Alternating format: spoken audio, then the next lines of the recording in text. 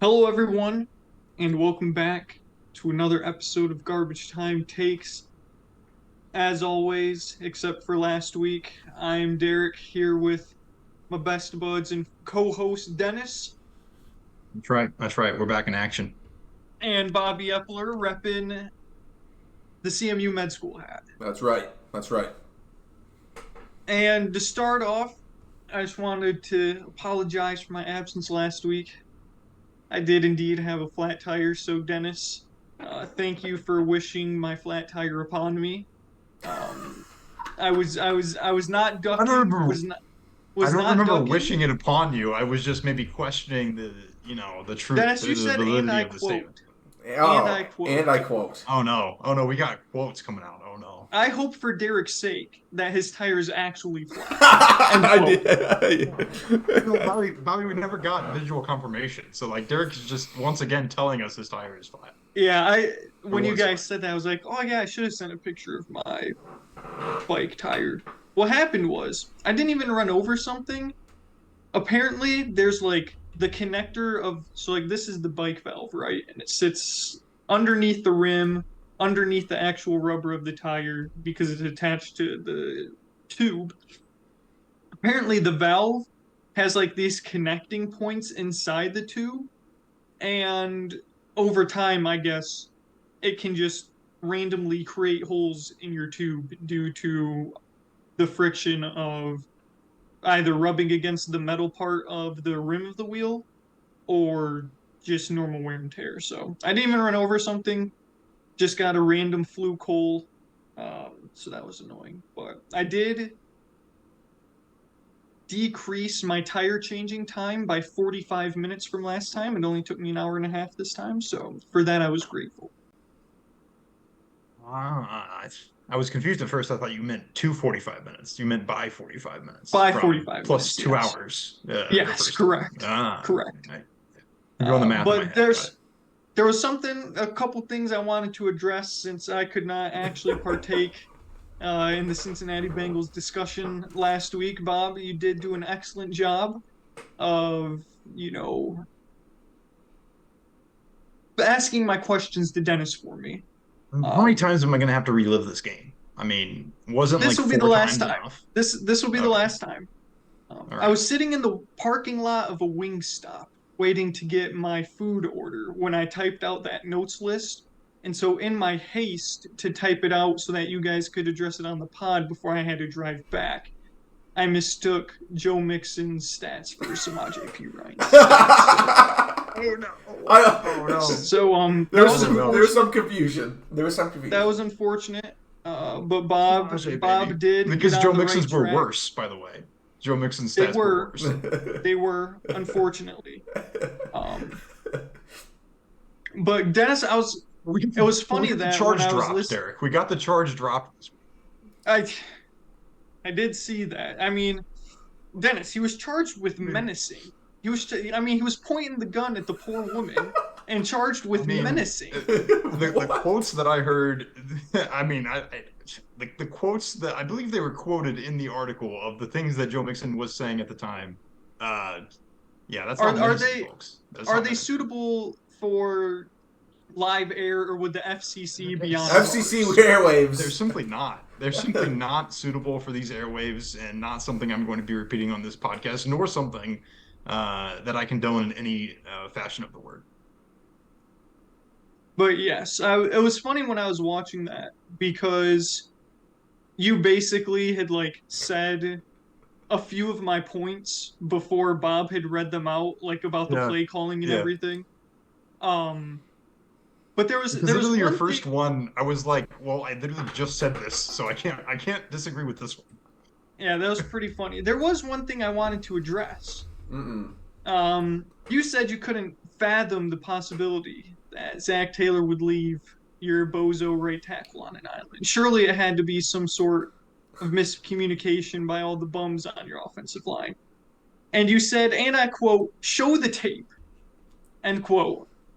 So if you'll give me screen sharing permissions, Oh gosh. So Derek um, has a singular play here to show us, folks. I will show the play in question, and we can decide together whether or not I need to get my head out of my arse, as Dennis so eloquently put it, or whether I've actually got some grounds to stand on. So No, let's audio, please, because we'll get copyrighted. good to know. It looks like I already have it muted. All right, do you guys see this properly? Yes. All right, so here's our man Chris Jones.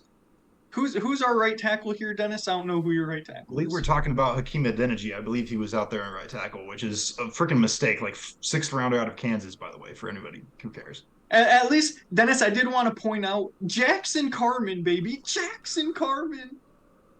He was out there You showing guys out. know how pissed I was when we made that pick.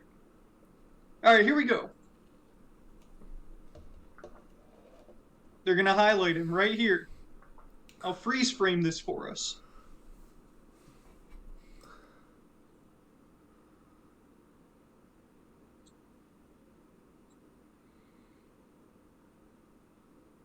Dennis, I don't know about you, but that looks to me like the assigned blocking assignments were right guard and center to watch this guy and this guy looping around, and your right tackle would be one-on-one with Chris Jones. Your thoughts? I mean, sure. I still think, and I'll still maintain. I mean, not even so much as a chip from the tight end, Dennis. Not even so much as a chip from the tight end. Well, here's the just because there's clearly no effort by anyone else other than Hakeem Adeniji to block Chris Jones, number one, doesn't mean that was the actual assignment, because you're going to do what you think the assignment is, and if you're wrong, then it's going to show up. Koff, the right guard, could have not been assigned to do that. But let's say he was. Let's say you're correct. That's fair. But like, I mean, it seemed. How many plays that... do you think we run in the whole game? How many plays did we run in the whole game? You're showing us one play. Right. That's because my qualm with Zach Taylor was on this one play, which happened to be one of the most important plays of the game. Because this play immediately resulted in punting the ball right back to Kansas City. I mean, I don't know about you, Bob, but this seems like crystal clear blocking scheme to me. 3 guys lined up on this side, blocked by 4 guys, and you left your right tackle one-on-one, left on a towel to dry. I mean, just put him on a flagpole. They hung him up so high. Can we get a... Okay. All right. All right. I mean, I've obviously admitted at this point that Zach Taylor's made some mistakes. I'm not too proud to admit that this appears to be one of them. Thank you. That's all I wanted to do, because I was being accused of basically blasphemy and slander on Zach Taylor, that I could possibly question why the right tackle was left out to dry on his own with no help from either a tight end or the right guard. And I mean, this is that's just clear cut. He jumps right out to meet him, and he jumps right up to meet the interior defensive tackle. Bang.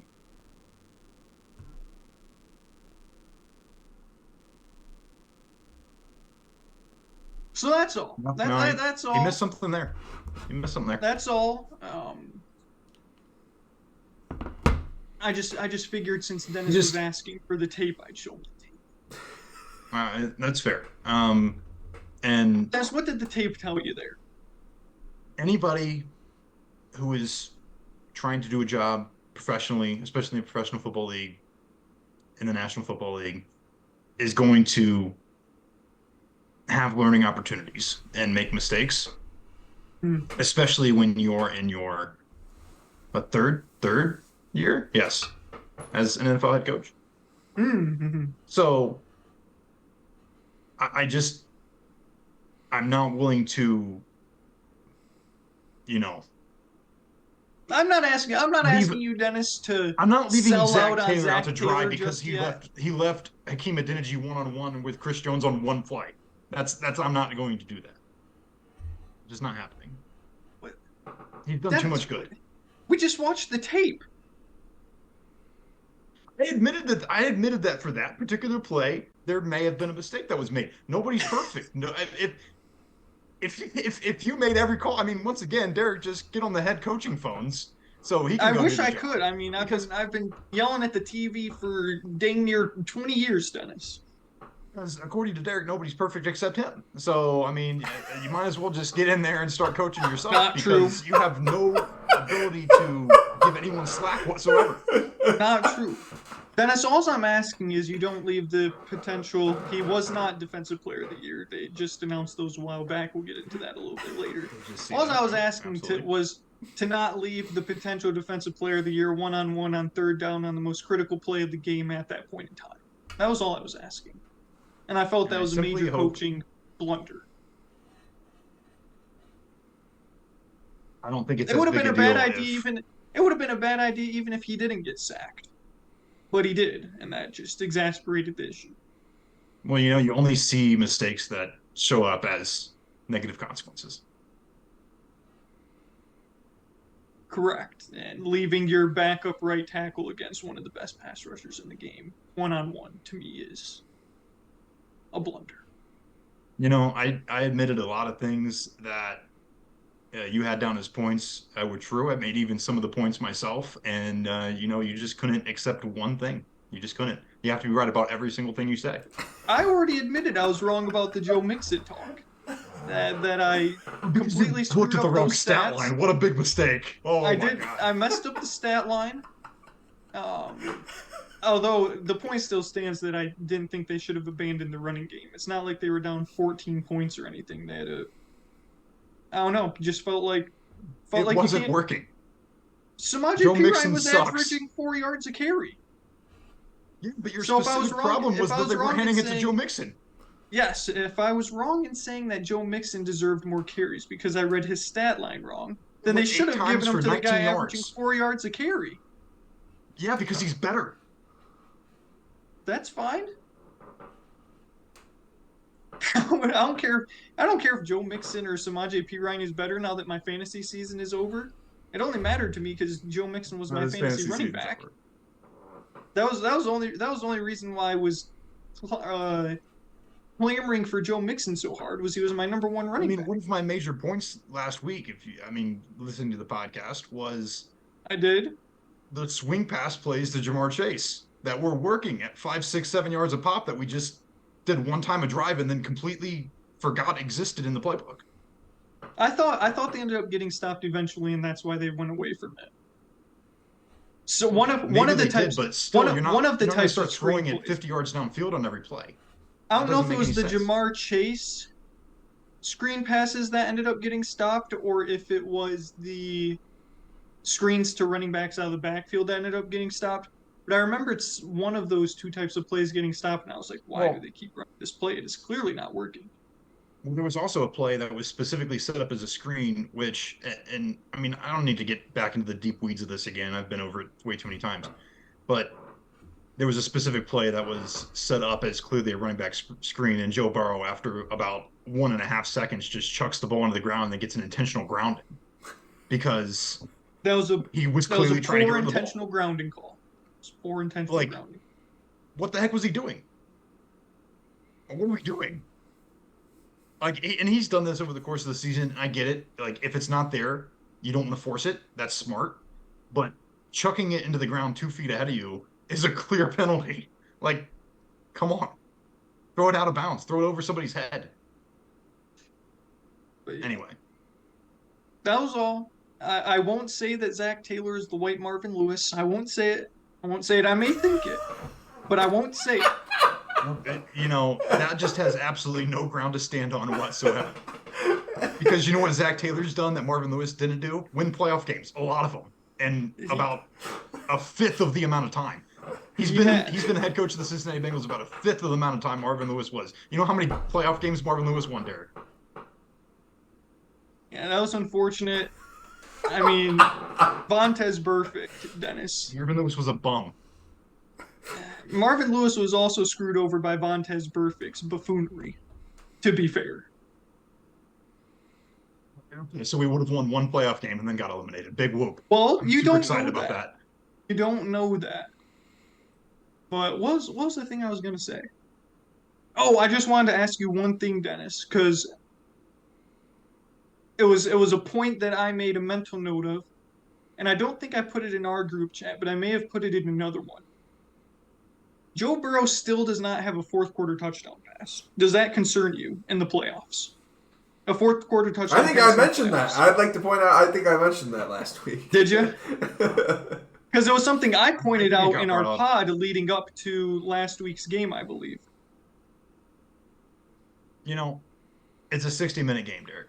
It's a 60-minute game. Touchdown in the first quarter counts for the same number of points as a touchdown in the fourth quarter.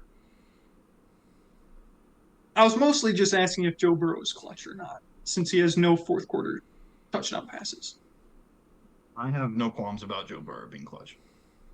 Literally zero. If you want to talk about somebody who's not clutch, talk about the statue that Bobby's going for outside of Paycor Stadium and Andy freaking Dalton. Then you can talk about somebody who's not freaking clutch. Well, I Watched was that way too many times. I was going to bring up a different player that isn't clutch, Dennis, that was also discussed on last week's pod, and that I was glad to hear you on the right side of history on. LeBron James, definitively not clutch, can't finish a contested layup, and instead chooses to This is resort about to get more heated than it was last week with me and Bobby. decides to resort to just absolute man baby behavior, acting as That is if his dog was shot in front of him and Correct, then and his arm was cut off. eaten by zombies, and just an utter display of a lack of sportsmanship. Right. Just absolutely agree. A terrible Lack of example for the professionalism. kids. A terrible example for the kids. Now we're gonna have kids getting teed up left and right because they go to their knees and they can't believe it. I mean, LeBron, Correct. absolute buffoonery. Embarrassing and just hard a to poor watch. example for the kids, Bob. John L. Smith cared about the kids. LeBron James does not. Yes, that's why he opened up a elementary school for kids in his hometown. Yes, Derek, because he doesn't care about the kids. And last week I had So to we listen. can teach him about how to be overdramatic. And I had to listen to Dennis, who hasn't even watched an NBA game all season, try to tell me about Because of this. how Exactly he was because like. of this I crap. don't know if you heard this, Derek. Last week, Derek. I did. I listened to Dennis was saying, "Oh, the NBA is so full of dramatic. This happens every night in the NBA. This happens all the time." I was like, Dennis, could you give me another example since it happens every night in the NBA? Well, I haven't watched any of the NBA, so I wouldn't actually know. But yeah, I mean, To Dennis's he was just That's what I said. eliminated, and the rug was just pulled out of under him from the start. I mean, I don't even know yeah. what we're talking about here. Those sort of antics, though, to the extent of the antics that LeBron James exuded due to his poor sportsmanship and crybaby attitude, is not typically something seen in the NBA on a daily basis. I will give Dennis the credit that there is a lot of complaining done by NBA players about Correct. lack of foul calls. But, I mean, that was just... I'd call it an outlier, but that would be making it sound like LeBron James never over-exaggerates his emotions for the sake of making it true. all about him. So that would be a disservice to LeBron James, because I know how much he likes being the center of attention.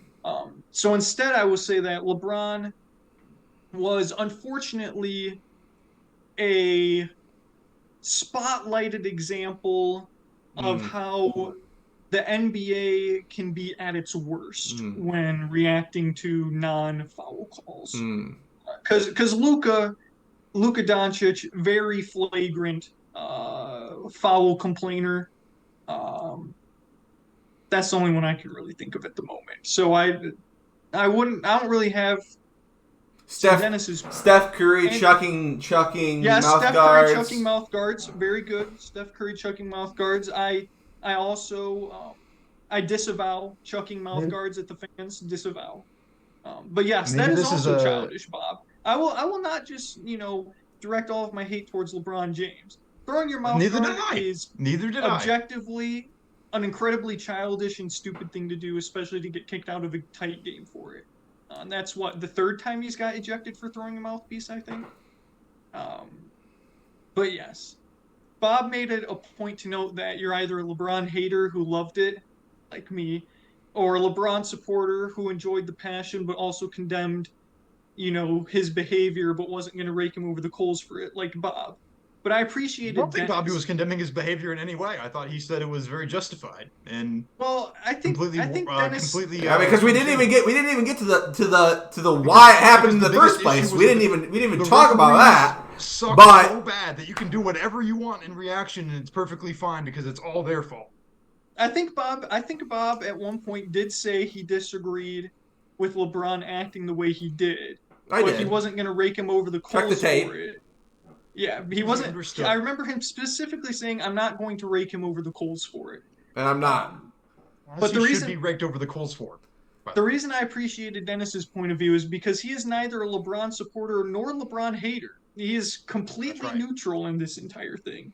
And to hear Dennis also agree that LeBron's antics were childish and unnecessary brought me joy. I'm glad it brought you joy, Derek. I mean, I expect nothing less. It felt like you were speaking to me when you made that comment about LeBron haters were laughing and taking joy. I mean, they were. I mean, that's all right. Kick us while we're down. That's fine.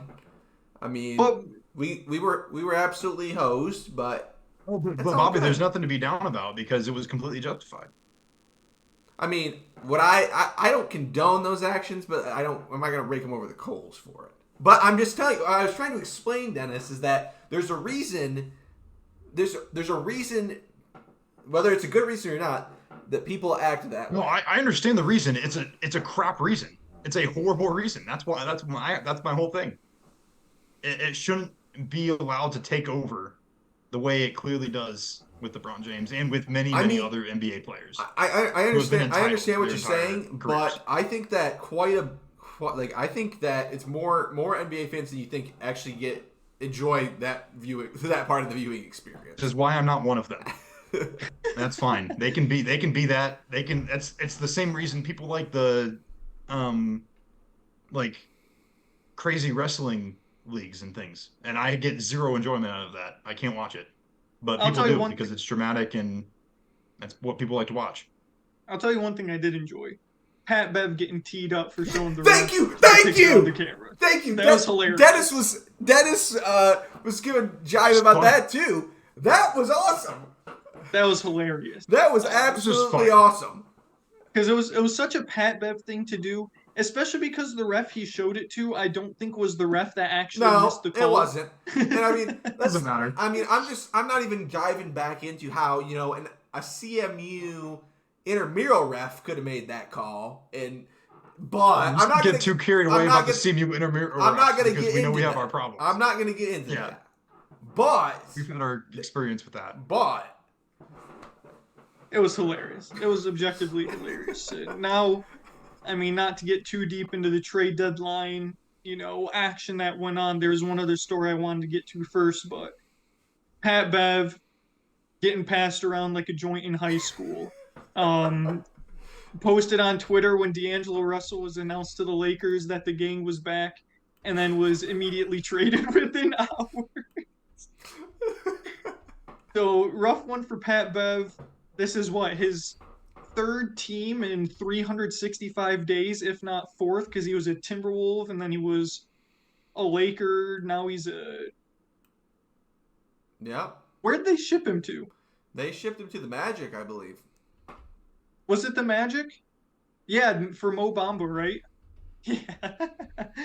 So yeah, Pat Bev's had a rough streak as of late. But what we really wanted to get to, Bob, but you alluded to it when you said Kareem was the loser of the week last week. Thank LeBron you. James, the all-time scoring leader. I watched it because even though I wake up every day to hate on LeBron James, Thank you for admitting it. Thank you. it's just something you have to witness because there's, at least for the next decade, 15 years probably, closer to a decade if Steph just averages 30 points a game for the next 10 years.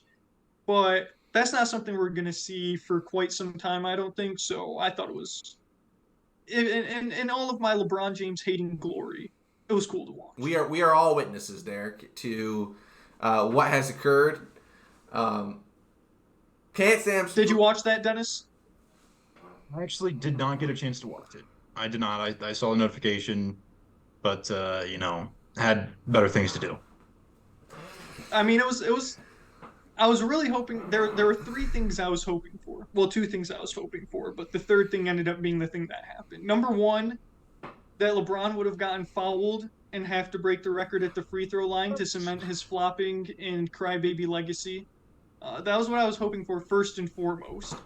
Second, I was hoping that he would break it with a sky hook, but that he would brick like 5 or 6 sky hooks first before actually hitting the sky hook that won it. But of course, LeBron hits his trademark mid-range fadeaway, and I thought you could see he was sizing it up on the baseline. Either the possession before or earlier that possession, he was trying to get it on the baseline, but then he ended up passing it out and circling back around. But I mean, Bob, did it get any more poetic than LeBron James hitting the mid-range fadeaway to break the record? Not really. I'm glad that he didn't do the sky hook. I'm glad he did it his own way. Just because that's Kareem's thing, leave it to Kareem and do your own thing. But one of the craziest records in sports, for sure.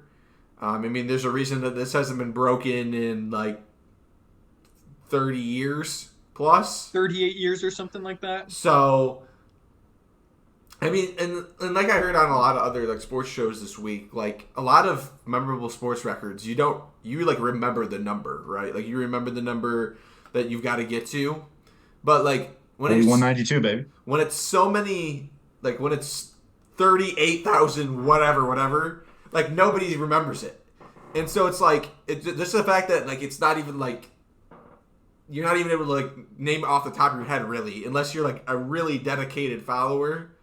Like, just speaks to like how crazy amount of points that is. I'm glad that he pulled back out the headband for the game that he ended up breaking it, because it took me back to those Cleveland days, those Miami days at the beginning when the headband was he wore a headband every night. I think he wasn't drawing his hairline. I think a lot of people forget about that just because it's been so long. It's crazy, but just an awesome moment to have happen in our lifetime, and I hope the record stands for a long time. Yeah. He ditched the headband when he went back to Cleveland the second time, right? Is that when he ditched it? Yeah, I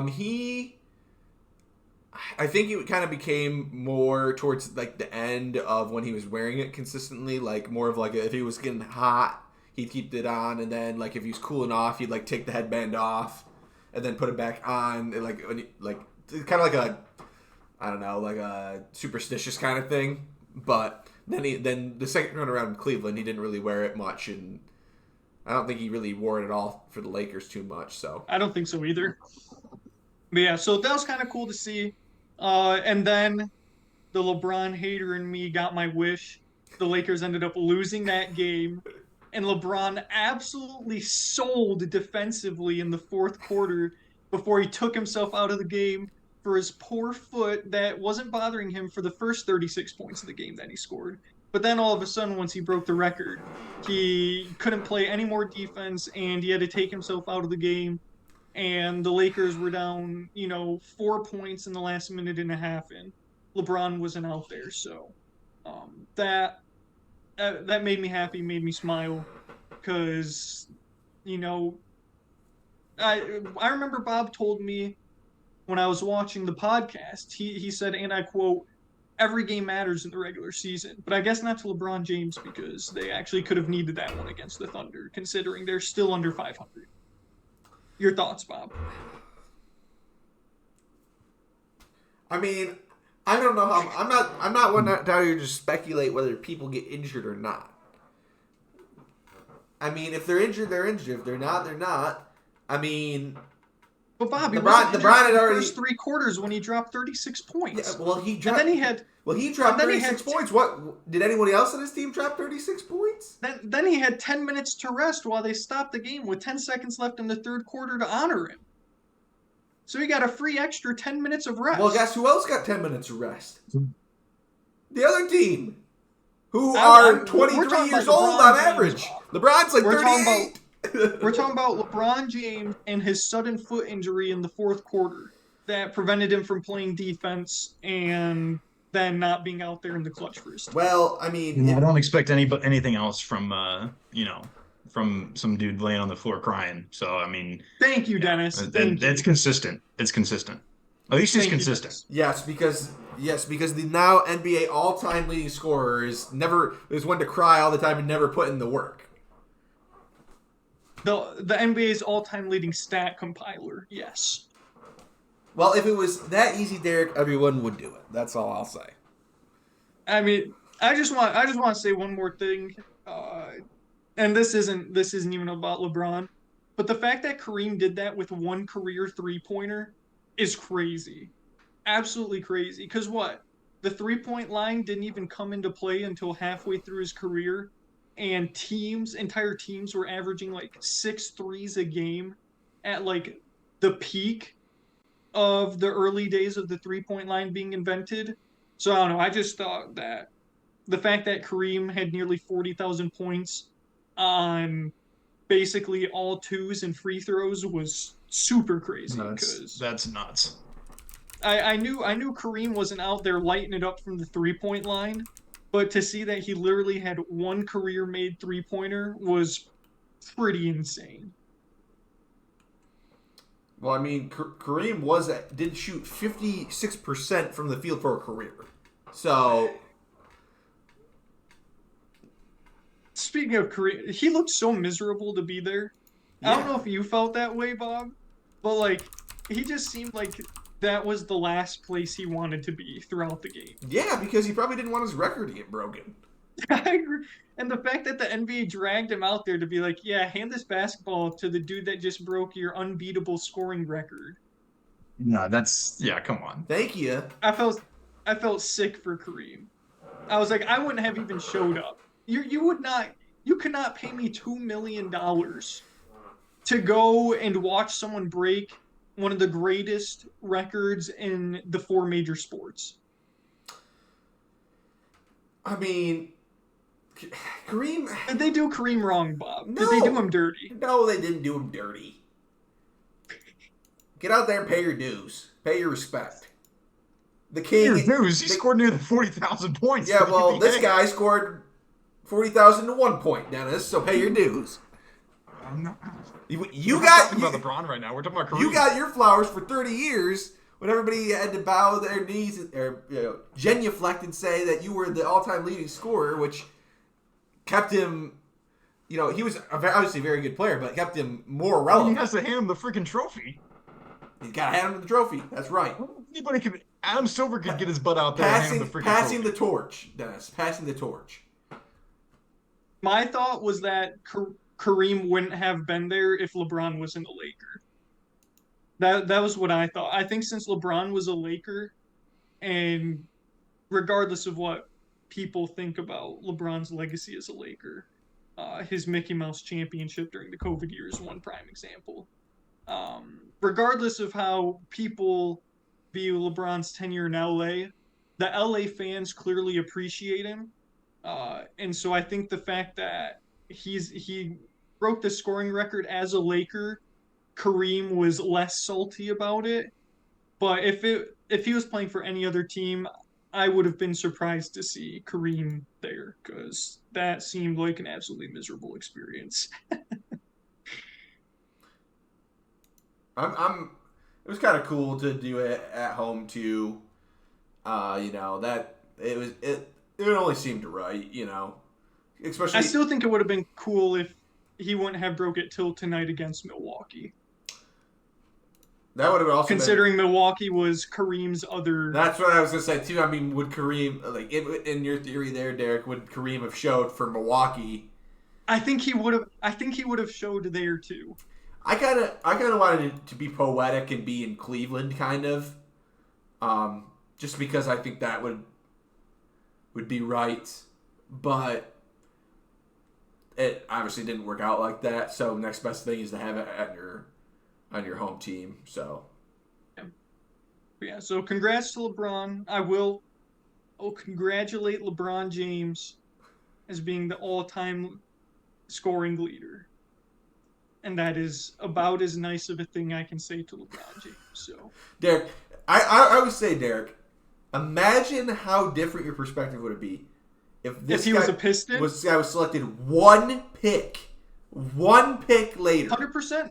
He'd One be the pick GOAT. later. He'd be the greatest of all time in my eyes if he had went to Detroit. No question. One question. singular point. But then he tortured me for years in Cleveland, and he pretty much ended the going to work squad's reign of the Eastern Conference. And yes, my perspective. You are absolutely right, Bob. If LeBron James was a Detroit Piston, undisputed greatest of all time, I don't even know who Michael Jordan is. No question. Never heard of him. Never heard of it. Moving on. Should we talk about the NBA trade deadline? I mean, we've gotta. Because it's been, first and foremost, obviously, Kyrie Irving to the Mavs. Wow. I don't know what you think about that. I know the Mavs really wanted to get Luka another star, but there's only one ball, Bob. There's only one ball, and 6 seconds left. Who are you drawing the play up for? Luka. And will they be able to coexist as a backcourt? Because I don't know, seeing what the Suns did for KD, the Mavs could have done that for KD. It's not like who'd the Suns send? Mikal Bridges and Jay Crowder? Spencer Dinwiddie would have and 3 been firsts. just as good as Jay Crowder. Sure. But I don't know. I just when I saw Kyrie going to the Mavs, I was like, I just don't know how that works out. Yeah. Because I just feel like he needs a star big, not a star guard. Yeah, I really don't know how to feel about it because it felt like they wanted to get somebody to partner up with Luka, another ball handler. Because they had Jalen Brunson, and then obviously he's now a New York Knick. And I'm not really sure how that relationship all kind of came to an end, but it seemed like Brunson kind of wanted to be somewhere else at the time. Yeah, because he wanted a max, and the Mavs weren't going to pay him a max, sure. Right? And the fact is that somebody like Jalen Brunson would have fit the Mavs way better than I think somebody like Kyrie would have, because number one, the ego factor. Kyrie Irving, he's a made man. He has a championship. And when Kyrie shows up to play ball, he has gifts that very few other NBA players have ever possessed. The handles, the finishing at the rim, just clutch. The clutchness. He is a complete package. But history tells us that every single team Kyrie shows up to, barring with LeBron until the very end, but basically explodes in a ball of fire for whatever reason it may be. And I think that the Mavs are taking a giant risk that they really didn't have to take.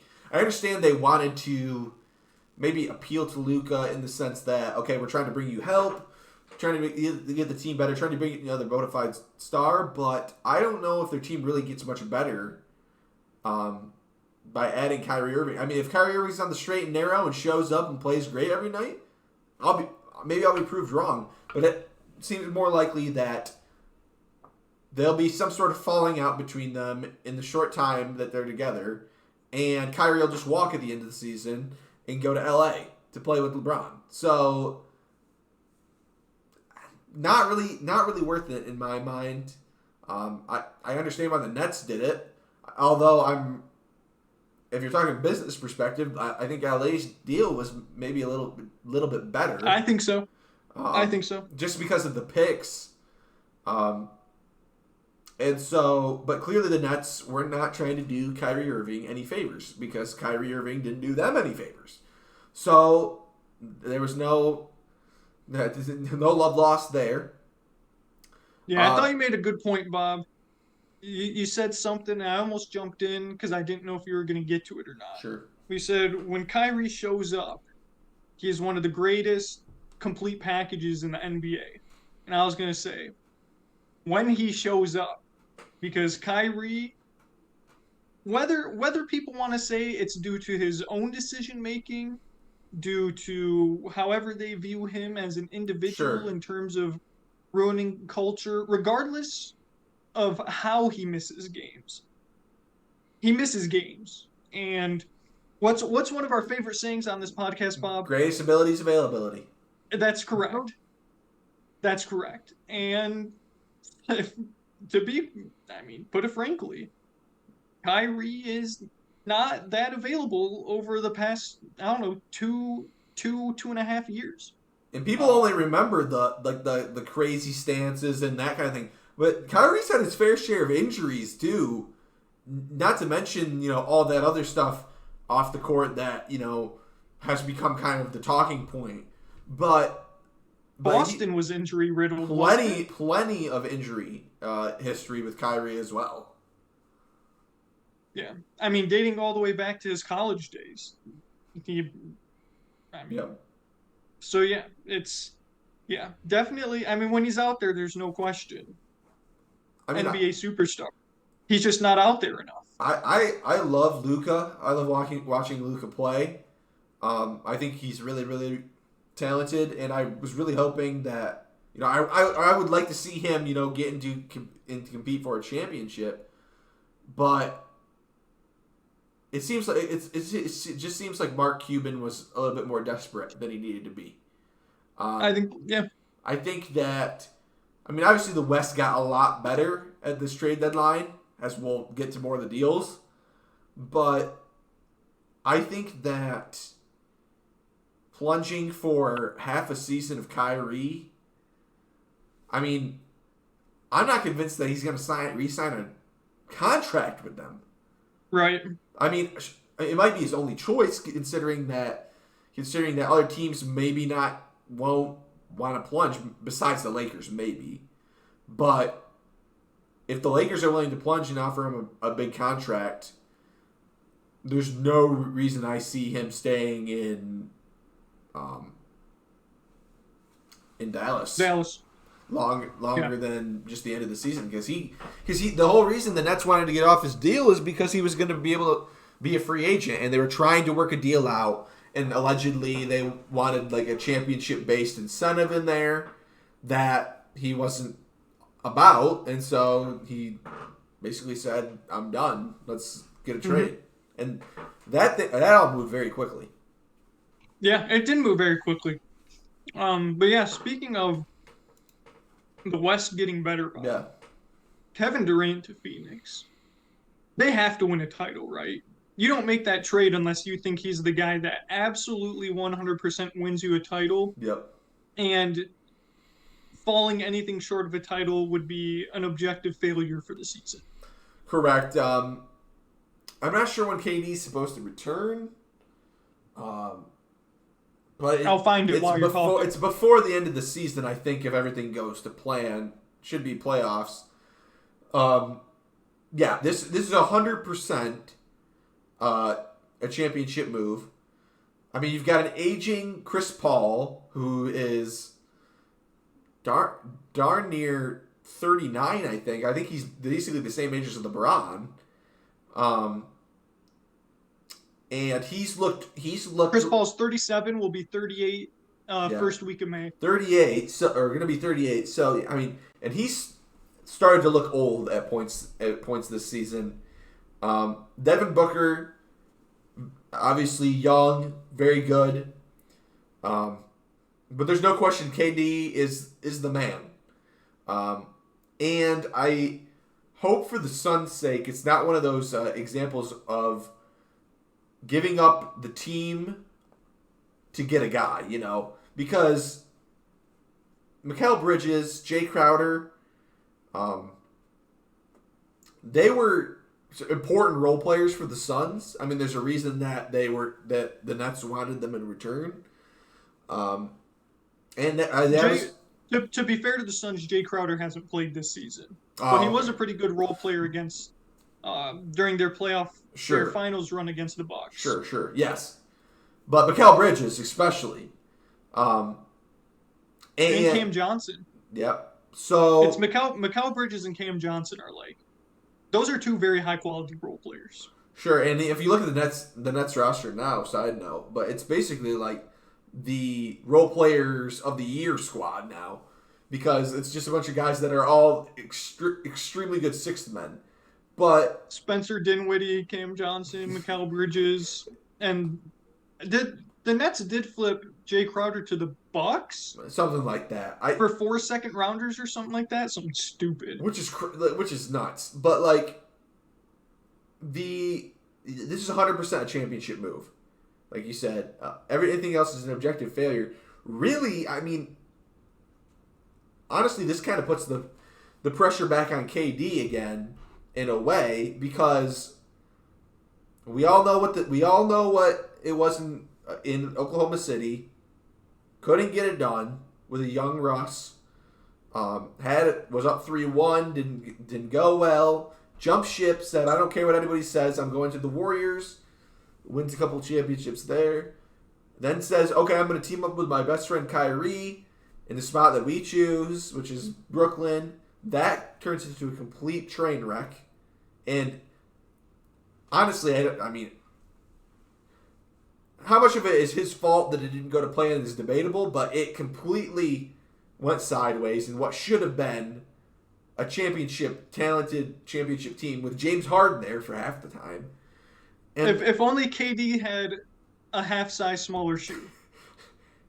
yes. And then now you're going to go to the Suns, who are expecting you to be the man.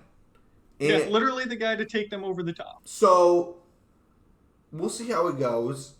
I like the deal for Phoenix, obviously. I mean, this is the only time that you're probably ever going to be able to draw in a guy of KD's talent to Phoenix. There's the free agent market for a place like that isn't that great. New ownership, Michigan State guy, pulling the trigger, making the moves happen, And he did. making a splash. Matt Ishbia, love him. Glad to see that his team hopefully will be in the mix for years to come. National champion, Matt Ishbia, Bob. Correct. And now looking to add an NBA championship to that resume as a walk-on, might add. But yeah, crazy stuff. That I'm really interested to see how the playoffs play out. It's gonna make for some crazy series. But like you kind of alluded to, Derek, and I want your thoughts on this. What are all these second round picks being thrown around for, like, straight, like not I won't say bums, because some of these they're like good, they're role players, right, and they're important, but like I'm seeing second round picks being thrown around like they're candy on Halloween. I mean, Bob, so many middle schoolers have been traded today. It's unreal. The middle school talent must be crazy I don't know. to see all these 2029 second rounders getting thrown around. Just to note, KD is expected to be back after the All-Star break, February 24th at home against Oklahoma City. So a little over 2 weeks before Kevin Durant is hopeful and likely to make his Suns debut. But I just gotta say, Bob, we don't have to get into all the trades, obviously, because there are a lot of role players getting shipped around. I mean, no one cares about Eric Gordon's not raising the ceiling anywhere. Jalen McDaniels isn't really, raising the floor. Matisse Thybulle going to Portland is kind of interesting, though, because, I don't know, defensively, he's always been really good. I thought it was interesting Thomas Bryant getting traded. AD comes back, and Thomas Bryant's like, well, screw this. I don't want to play second fiddle. And then they trade him to Denver, where now he's going to have to sit behind Nikola Jokic. And then the Lakers come right back, and as we mentioned earlier, ship Pat Bev out for Mo Bamba. So Love that. I like that move. I like that. That's a good move. the Lakers. I think the Lakers made. I thought Rui Hachimura was a great move. I remember wanting Rui Hachimura to come to Detroit. Um, but yeah, Bones Highland going to the Clippers. I don't really know if that moves the needle that much. No. But the Pistons parting ways with Sadiq Bey, Bob. Personally, we get James Wiseman, the Hawks get Sadiq Bey, the Warriors get 5 second-round picks, and also got Kevin Knox, who they shipped to Portland for Gary Payton II. I don't know about you, but I would have rather just had the second-round picks for Sadiq Bey. Because the Pistons already have Jalen Duren. They already have Marvin Bagley. And they already have Isaiah Stewart. Why do we need another bust reclamation project big man to crowd the front court? That to me just doesn't make a whole lot of sense. And I get parting ways with Sadiq Bey. You can't pay everyone, an extension after their rookie deal, especially not a guy who's an undersized 4, but an oversized 3. Who is one of literally the worst defenders in the NBA this year and is at best a streaky shooter. And so I frankly, I would have just rather had the second round picks and taken a chance. But Troy Weaver loves his lottery pick bust big men to try and see if a change of scenery will help him out at all. But I just feel like we have a really crowded backcourt. And the fact that we didn't move Nerlens Noel just doesn't make any sense to me. So yeah, what do you think, Bob? Because I don't mind moving on from Sadiq Bey. I don't have any problem with that. Has the trade deadline passed yet, Derek? Yep, it was 3 p.m. Eastern today. So yeah. It's really tough because Sadiq does do some things well, but it's just a matter of where does he fit into the scheme going forward and what can you get for him? Because like you kind of were pointing out, because now that we've got, Bojan, he's basically taking up all the minutes of Sadiq Bey. Correct. So Correct. I mean, Sadiq Bey is a nice option to have in reserve, but he's kind of a guy that's borderline on too good to be in reserve, and so you could get something for him. What we got for him was James Wiseman, which I'm not over the moon about, but I do see I do see the intrigue. I do see the intrigue. I see the intrigue as well. Because there was a reason this guy was taken as the second overall pick in the draft. And people were saying... Yep, the Warriors took him over LaMelo Ball. Never forget.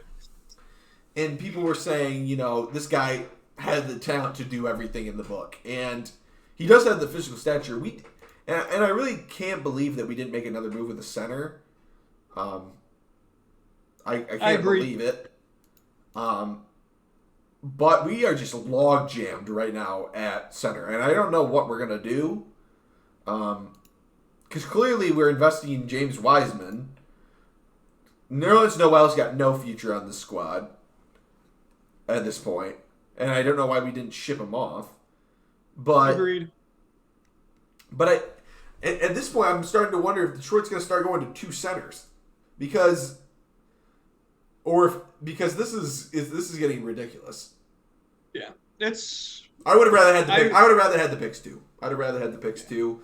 I see the intrigue, and if it's one of those moves it's just like if it hits, it's gonna be it's gonna be complete diamond in the rough. Right. But I saw some people on Twitter talking about this. This is like one of the first moves, I think, where Troy Weaver's really like calling a shot on this one. Mm-hmm. Because Sadiq Bey, obviously could have brought in productive. Quite a bit of capital draft-wise, right? Be it second rounders, be it what it will. And maybe even could have brought in, a piece that you were, lacking, in a different position, but we go with another young guy. It's not even like we're bringing in experience. So it's really like I'm saying, he's calling a shot. He's saying we believe we can rehabilitate James Wiseman's career.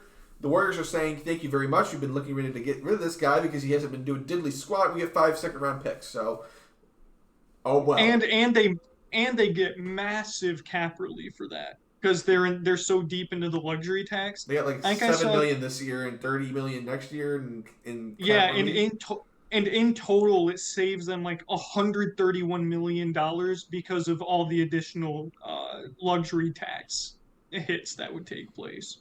But yeah, just to briefly hit the 2020 draft real quick, because that draft absolutely blew cheeks. Number 1 overall, Anthony Edwards has been very good.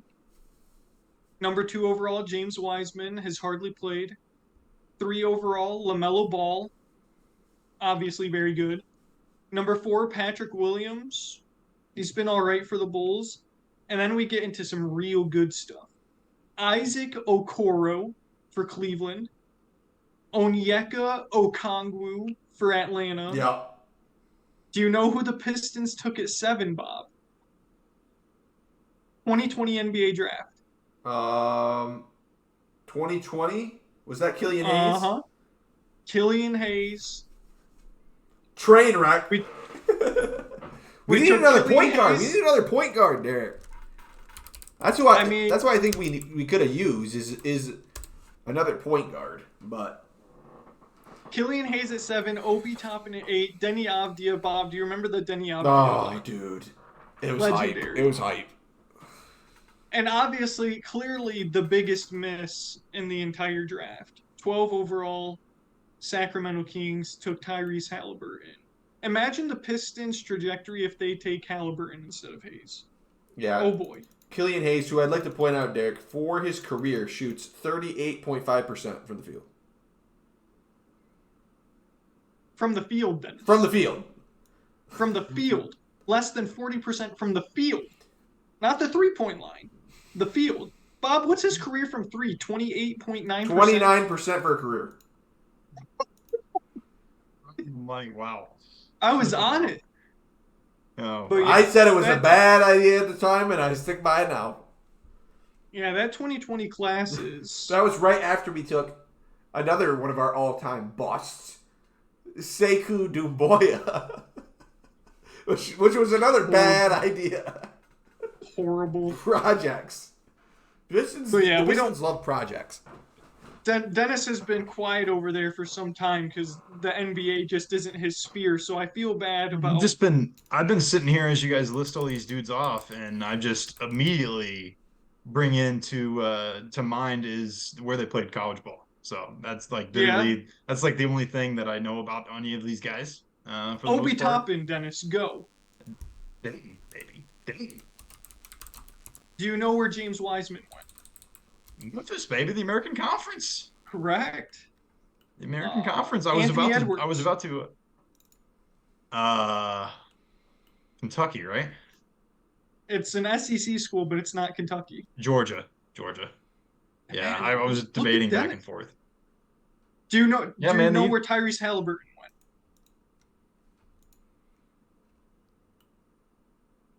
Iowa State. North Carolina? What'd you say, Bob? Where was it? Iowa State? Yeah, Iowa State. Iowa State. I did not know that one. But yeah, as people can tell by my silence during that discussion and conversation now, I'm definitely much more in tune with the NCAA basketball sphere. But, it's okay. It was a big day in the NBA world, and it needed to be covered. So you guys did a great job with it. Dennis, do you think the Suns are now title favorites? Me? No. What, Dennis? Who are your title favorites then? Well, I was sitting here looking at it. Well, I mean, as we alluded to last week, I don't watch the NBA, but don't just be standing watching, Dennis. Like the box score watchers, don't just be standings watchers. No, I mean, I'm not a standings watcher, but I'm not a watcher at all. So what do you expect? Dennis, if you say the Suns are now title favorites, you'll get major clout. Because you have to remember that Devin From Booker who? has been From hurt. who? From me and Bob.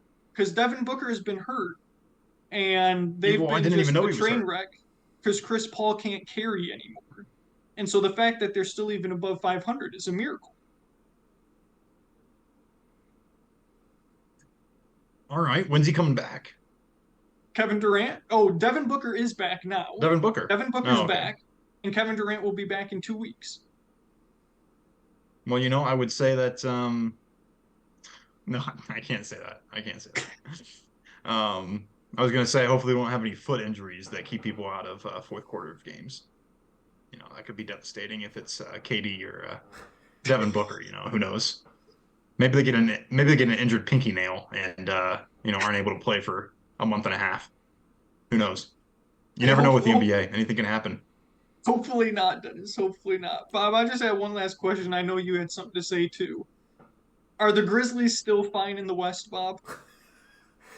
Oh, Are they still that fine? was the biggest meme of the weekend.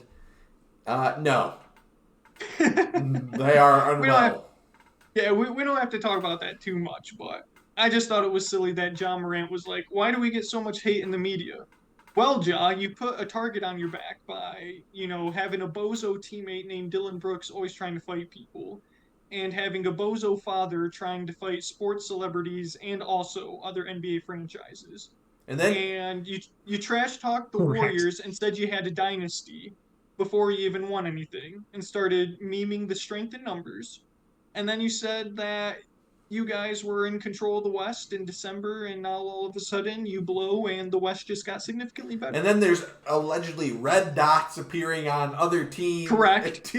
Teams, trainers, Correct. and players. That, I mean, I don't know anything about it, but didn't look good. No, very bad look. The West is absolutely disavow. bad. But disavow lasers. But pointing lasers at people. But what I was trying to ask you, Derek, was could you tell me where Sekou Doumbouya currently plays? Is he in China? No.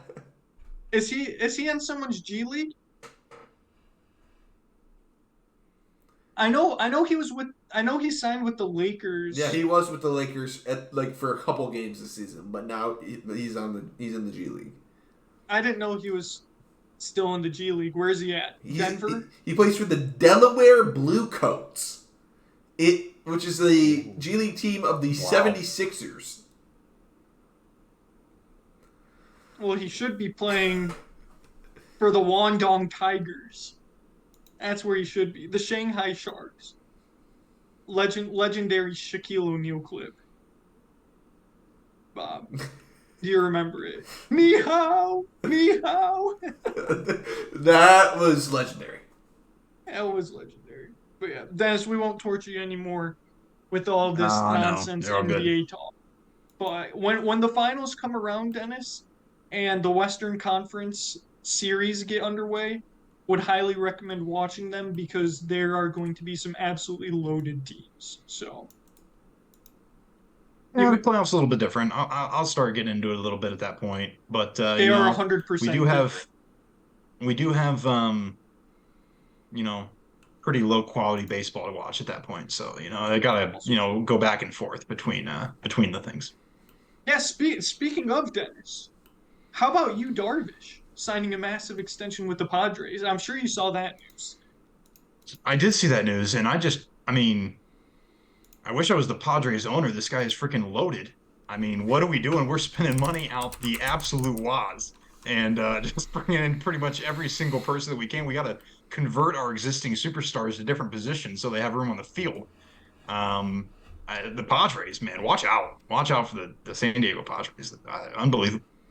Dennis, this lineup is insane. Have the Cincinnati Reds made any notable signings recently? We have, Bobby. I think you saw this just before the podcast as well. I was going to point it out. Big trade for Will Benson. I think was that his name? Yes. Bennett. I don't even know. Benson. I've me and my brother, shout out Big Boy if you're listening to this podcast, have had some discussions in an attempt to name the Reds starting lineup this season. which we usually do around this time every year with relative ease, and it's more about filling in the bench. And man, I got to tell you, we struggled to get 9 dudes on the field. We really did. That seemed like a fun it- exercise. It's ugly. It's ugly. Bad. I could give you Tyler Stevenson. Yeah. He'll catch. And that's about it. That's it. You can't even get Jonathan India at second base, Derek. Come on. What are we doing? Jonathan India's irrelevant. Always hurt. Always hurt, Dennis. He's always hurt. He's not. He's played 2 years. He won NL Rookie of the Year, Derek. Yeah, he was hurt a lot fraudulently. last year. Fraudulent Rookie of the Year. Oh, that's some bull. That is some bull. You can't take that away from him. But yeah, I mean, we got Old Man Votto still at first base. I thought he retired. No, this is his last year finally, I think. Highest paid member of the team. That's like 30% of the payroll. Oh, that's right. That's like 30% of the payroll. He's That's the right. payroll because we can't pay anybody anything. We were just looking at do this you actually. at least know our big signing, Derek? Will Myers, Cincinnati. First baseman outfielder combo, Dennis. Joey People have a lot Votto of single-handedly left field. makes up 35% of the payroll of the Cincinnati Reds. How much does Ken Griffey Jr. make? Dennis working on it. Okay. Sorry, I jumped the gun. The second 31% of the payroll is taken up by Mike Moustakas, who doesn't even play for the Reds anymore. He's been released. He's been released. He's been absolutely released from the organization. So a third of the payroll is just not even seeing the light of day. And if you count Mike Moustakas as part of the team, there are only 3 players, including Mike, Will Myers, and Joey Votto, who make more money than Ken Griffey Jr. will make this season from the Cincinnati Reds. There are 3. Those are the 3 guys that will make more. It's more it is. than $3.5 million this season for the Reds. You know, here's the thing. We have a strong farm system with a lot of young talent, and there are lots of players that, but that should be coming up. But here's the thing. It's always like this. I've seen this pattern a million times, and I will complain about it probably the whole summer. They will finally get to a point in which they are deemed ready for Major League Baseball and for the big leagues. They'll bring them up. Somebody will have some success. We'll go and trade for a mid-star or 2, make the playoffs, and then get Upgrade absolutely the savior, demolished Dennis. and tear it down again. And just completely tear it down and go all the way back to the beginning. Dennis, don't tell me that Cincinnati is a farm system for the MLB.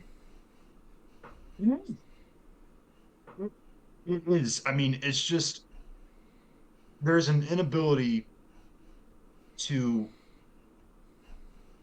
do anything that requires us to pay someone and actually compensate them for their services. Besides the minor leaguers that we can afford to drive around on buses because they don't get paid anything. And it's so cheap, and it just makes me very sad.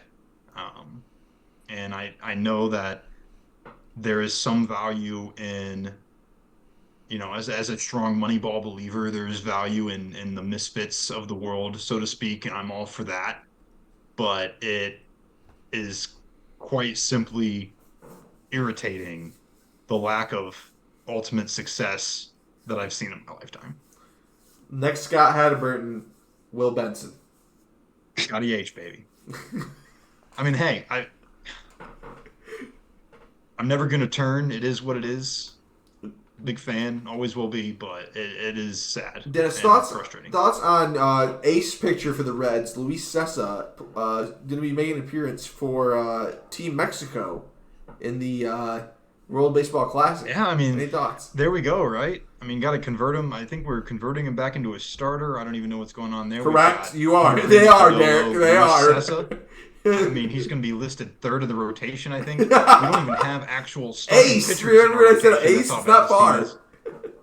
team is. I mean, he's only an injury or 2 away from Luis Cessa being our ace. I mean, that tells you how bad this situation really is. Derek, can I get your thoughts I'm going to need your thoughts on the rotation for the Cincinnati Reds this season. Just a quick take here. I mean, I'll give you some names. I think I just looked at this the other day. Is Sonny Gray still employed by the Reds? We traded him to Minnesota last year. Oh, unfortunate. All right. Is Johnny Cueto still employed by the Reds? No, Derek, no. Wait, this is who we've got. Is Michael Lorenzen still employed? He's employed by Detroit. You know the answer to that one, Derek. Come on. All right, we've got. What's his name? T.J. Warren or something like that. Warren? You're mixing up Art Warren and T.J. Antone.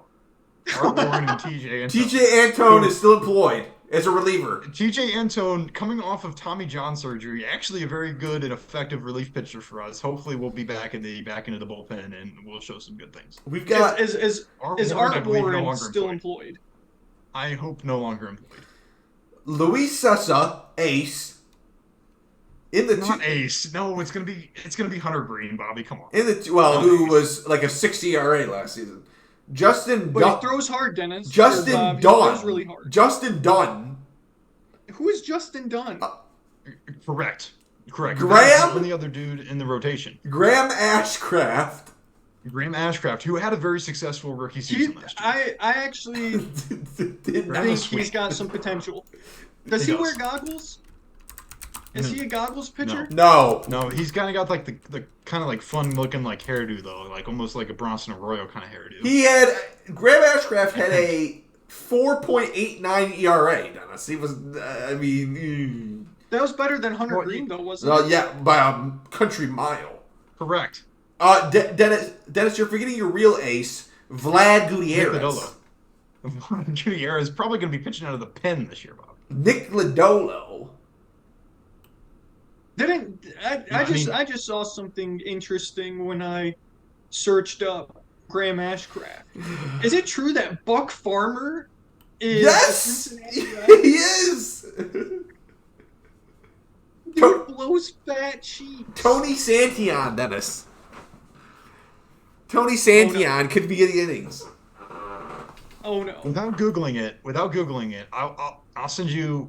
I'll send each of you $5 if you can tell me who's going to start at third base for the Cincinnati Reds this year without googling it. Because this is the one guy I had no idea who was going to play third base. It's not going to be Nick Senzel? No. They're not playing him on the bench, actually, if he's not hurt. Well, he's an outfielder. Can I look at your roster? Sure, but not for $5. Okay. All right. Third base. Is it a player that's actually played in the MLB before? Technically, yes, I think. I think we called him up in September. So. Yes. Oh, then I've got no chance. Then. Is it Eli De La Cruz, Dennis? Well, Elliot De La Cruz may get some starts at short, and there's a potential he goes to third, which, I mean, I'm glad you got that. But none other than Spencer Steer. Spencer Steer.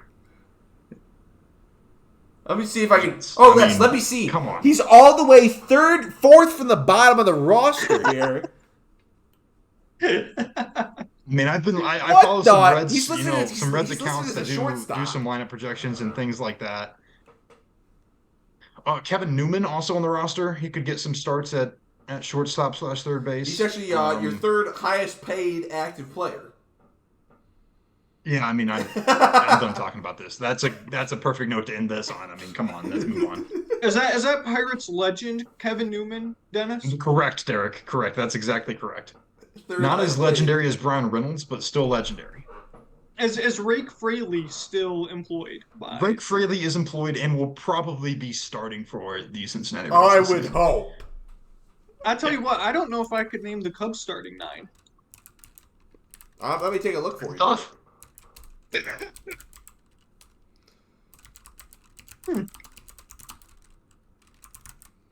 I actually don't know. Because we have Yan Gomes at catcher, but we also brought in a catcher to replace Wilson Contreras, but I don't remember who it was. We did sign Cody B. Did we sign Eric Eric Hosmer? Big signings. Did we sign Eric Hosmer? that felt like a fever dream signing a What was the washed big? Eric. Oh yeah, you did. You What was the signed big Eric sign? Hosmer. Dansby, right? Yeah, we did get Dansby. I was getting to Dansby. Dansby? I can get you the infield. It'll be Nico and Dansby turning the corners, and then I would hope Eric Hosmer plays first base. Third base, Patrick Wisdom probably. Yeah. Probably Patrick Wisdom. Um, Outfield, I imagine they didn't sign Cody Bellinger to sit him on the bench. You guys signed Um, Tucker too. oh yeah, Tucker was who we signed. Yes, yes, yes, yes. But I think Jan Gomes will probably start. Right field will be Cody Bellinger. Center field will be Ian Happ. Who will be in left? Oh no, Ian Happ will probably be in Yeah, he'll left. be in left. And shoot, what's his name? Who will be in center? He was our rookie last year. Yeah, you have a really young, fast dude. I can't think of his Mm. name. I can picture his face. I came to. Morel. Super fast.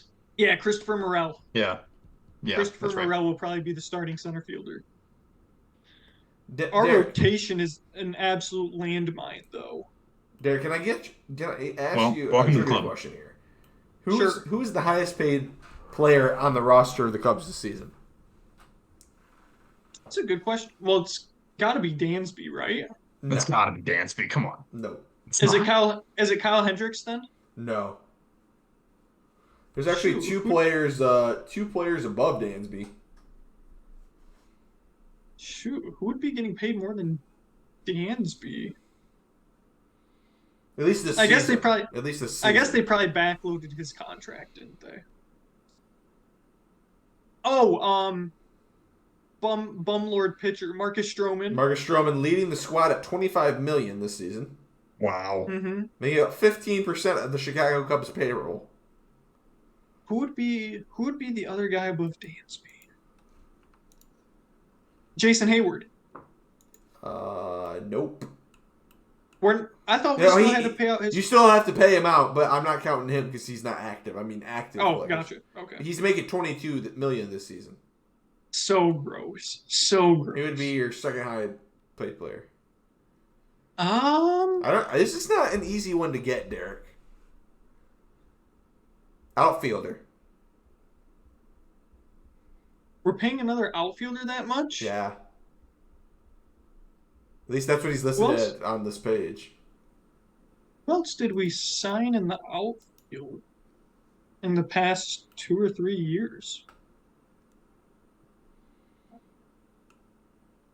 Because Ian Happ didn't get extended, did he? Ian Happ. Yeah, he got extended, I think. But not for being the second highest paid player of the year. No. He's in arbitration. You- He got arbitration, right? I think he got arbitration for a year. Went to UC, by the way, Dennis. I'm sure you knew that. Yes, sir. Absolutely. Very good. None other than Seiya Suzuki, Derek. Oh, that's right. I forgot Seiya existed because he was hurt so much last year. Yeah. Seiya. Shoot, who is going to be our 3 outfielders then? Oh, one of them will DH. Cody Bellinger will probably DH. He's worthless defensively. That's probably what'll happen. Yeah, Seiya will be in the outfield. Yeah, they'll in right have or Seiya whatever. in right. They'll have Seiya in right, Ian Happ in left, and Christopher Morel in center. Yeah, that'll be it. And then Cody Bellinger can give the off day. Yeah, he'll be the off-day guy in DH. I don't know about our rotation though. Kyle Hendricks, Marcus Stroman, Keegan Thompson, Wigan I Wamson. like Keegan. If Keegan's Oh my on, he's gosh, on. Keegan Thompson. When Keegan's good, he's real good. Outside of that though, I don't know if Justin Steele's still there. I think so. I think I saw his name. And then shoot. I mean, our 5th spot in the rotation was an absolute dumpster fire last year because everyone got hurt all the time. Yeah. Because Wade Miley was supposed to be a force in the rotation, and then he was just hurt. Wade Miley. Lively. Wade the Blade. Wade the Blade. Yeah, more like Lade Miley because he took L's. Yeah, Yeah. I know we had a good rook. Oh, Adbert Alzolay. He'll probably be the fifth guy. Yeah, he wasn't too bad. We had one more guy who, as a rookie, pitched well, but I don't remember his name. Yeah, Dennis, looking forward to pirating off your MLB TV to watch a lot of Reds and Cubs baseball this season, so I can That's right. and not watching any Tigers because of dumb blackout restrictions. Correct. Does your apartment have cable, Bob? No. Like, it doesn't even have like an antenna cable? Dang. Well, if you ever need to, I can let you know about streaming services I use to watch baseball games. Legally, of course. Legally. Completely legally. But yeah, Duly noted. duly noted. Other than that, Well, I have plenty of time to complain about baseball over the course of the season, I'm sure. Sure. well, you have plenty of time to complain about getting fleeced by Bob. No, because that's not going to happen because there will be no trades between me and Bob. So that's a moot point. Dennis, the Hall of Fame class was announced. I don't know if you saw that. For I the did not see NFL. all the names. I'll read them off, and I want to see how many teams you remember that these guys played for. I'm sure you'll be 100%. I don't know about that, but we'll give it a go. Rondé Barber, Tampa Bay, right? yes. Darrell Revis. Oh, the Jets, baby. Darrell That's Revis. Don't Revis forget Island. his stint with the Patriots. Don't forget his stint with the Oh, Pats. yeah, he did have a stint with the Patriots, yeah. DeMarcus Ware. The Cowboys. And, Broncos. yes, very good. Zach Thomas. Zach Thomas. Correct. Bob. Dolphins. Correct. I did not Linebacker have for the that one. Dolphins. Way to go, Bobby. The legend, Joe Thomas. Dennis. Cleveland. Yeah, I don't know that Correct. one. Cleveland. Correct. Who else do we got? Don Coryell. No, that one. Nope. There's always a few names. Joe Klecko. Joe Klecko.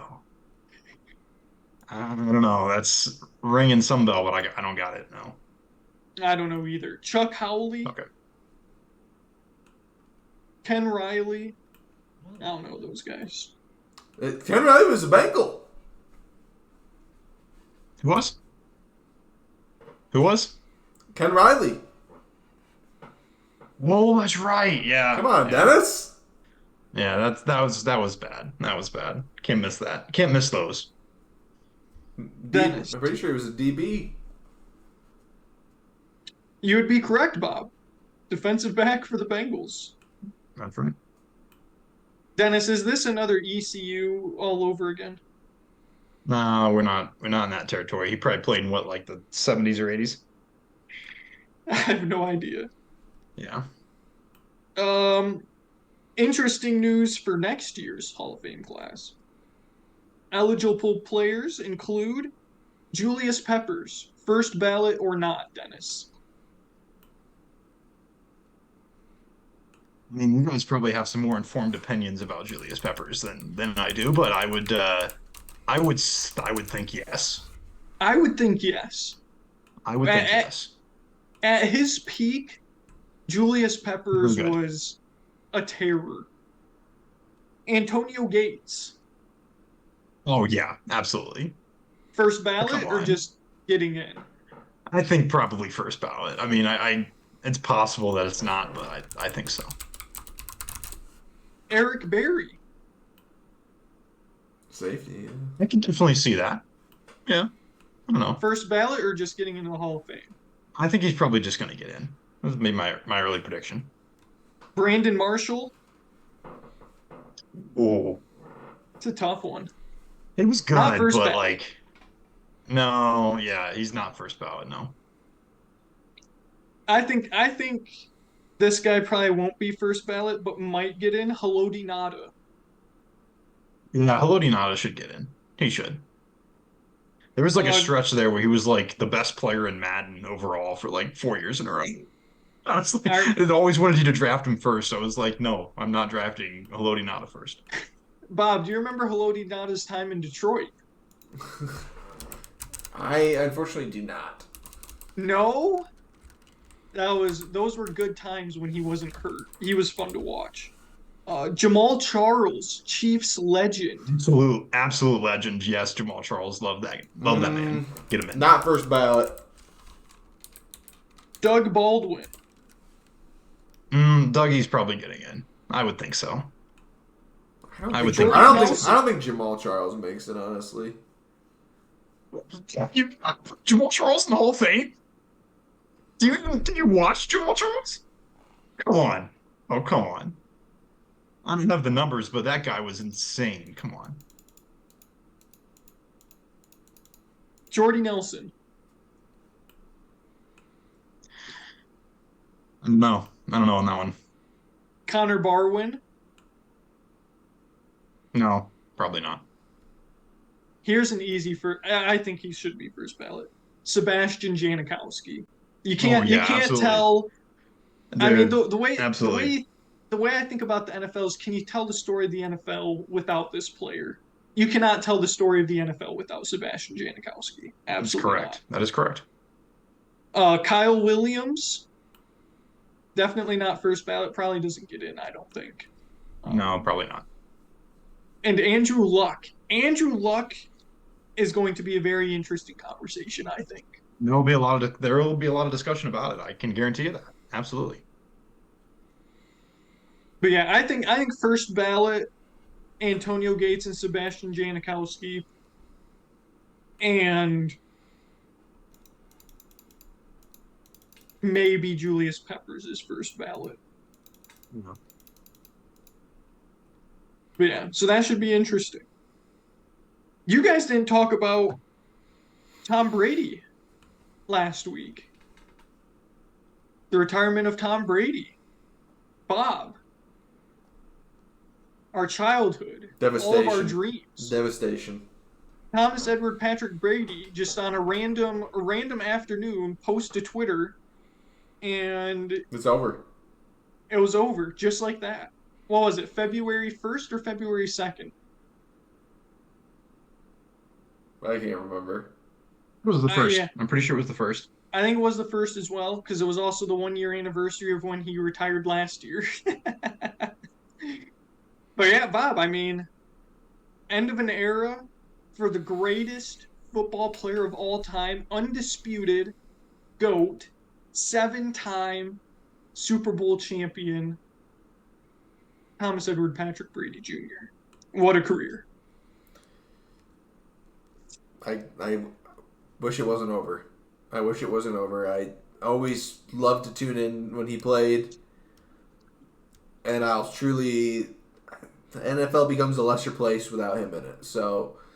I agree. Cannot wait for when his time in the Hall of Fame comes up.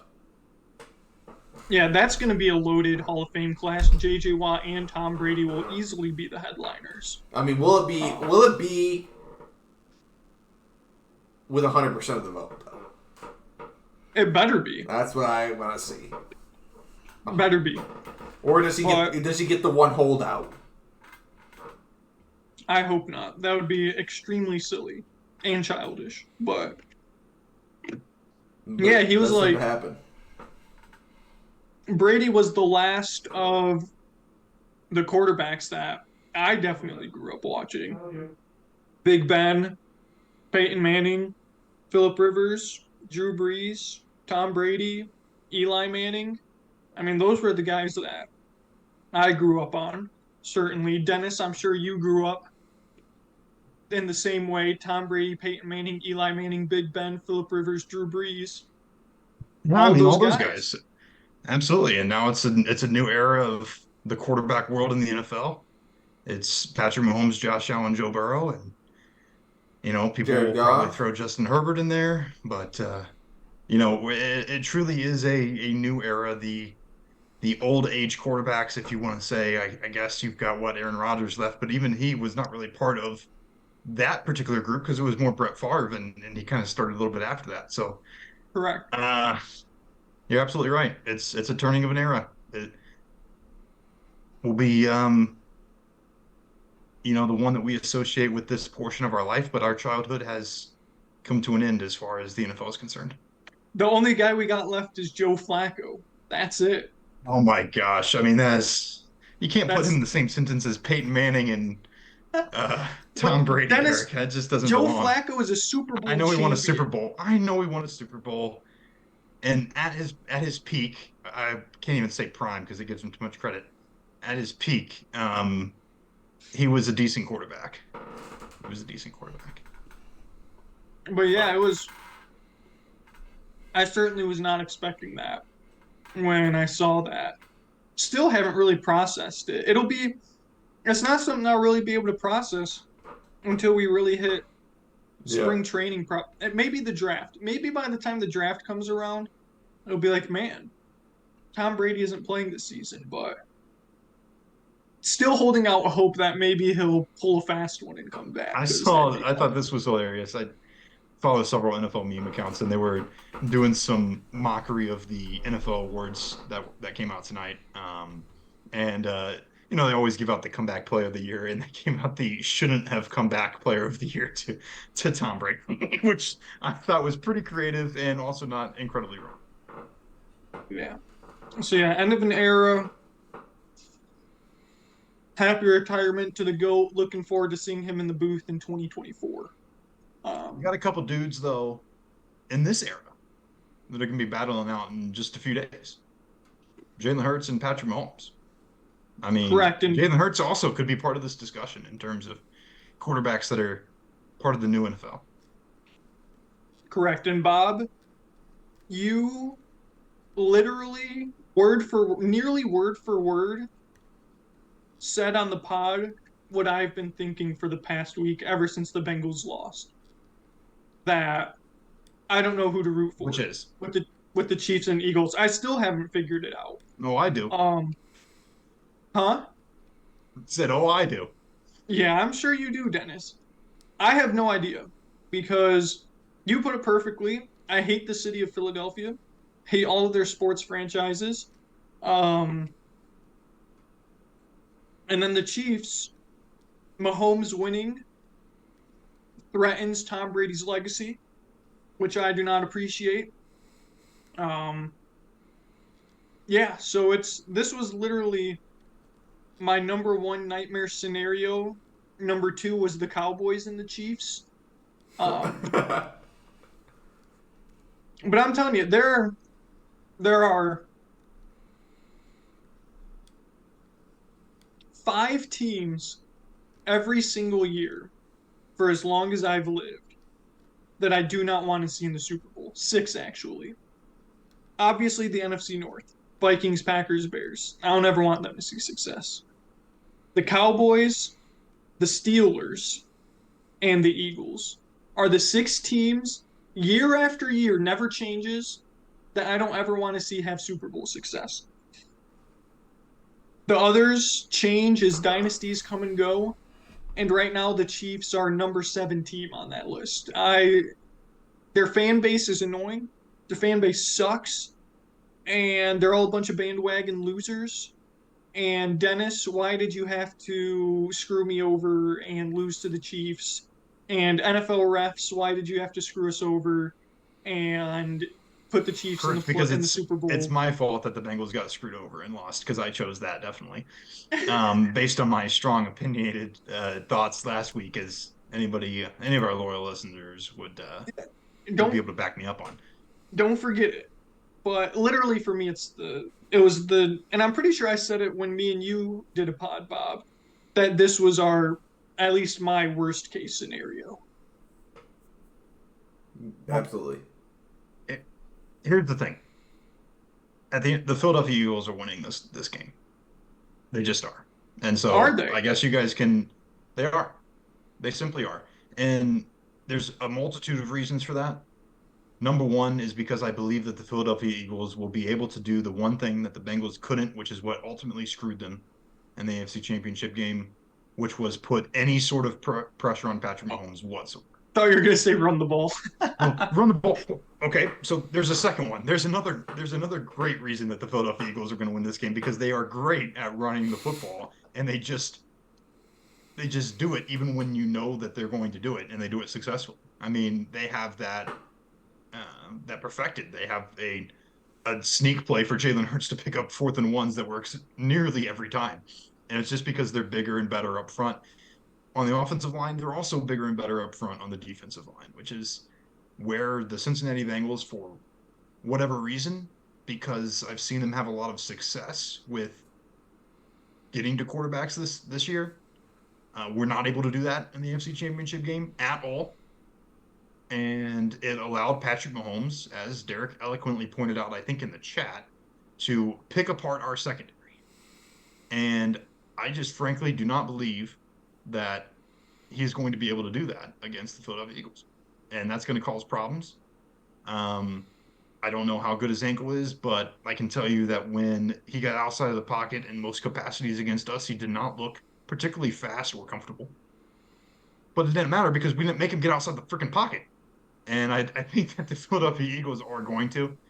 And not to mention their ability to just run the ball at a highly successful rate. So, yeah, I don't think this game is particularly close, as I think I outlined last week. I hope it is, just so that the Kansas City Chiefs' hearts are ripped out from them due to a bad officiating call at the end of the game. And I hope their fans suffer to the maximum extent. Dennis, I do want to say one thing. Lou Anarumo, is that how you say it? Lou Anarumo? Burmo, that's right. Dude rocks. I am a big fan of Big Lou. I mean, so am I. Big Lou, gotta love him.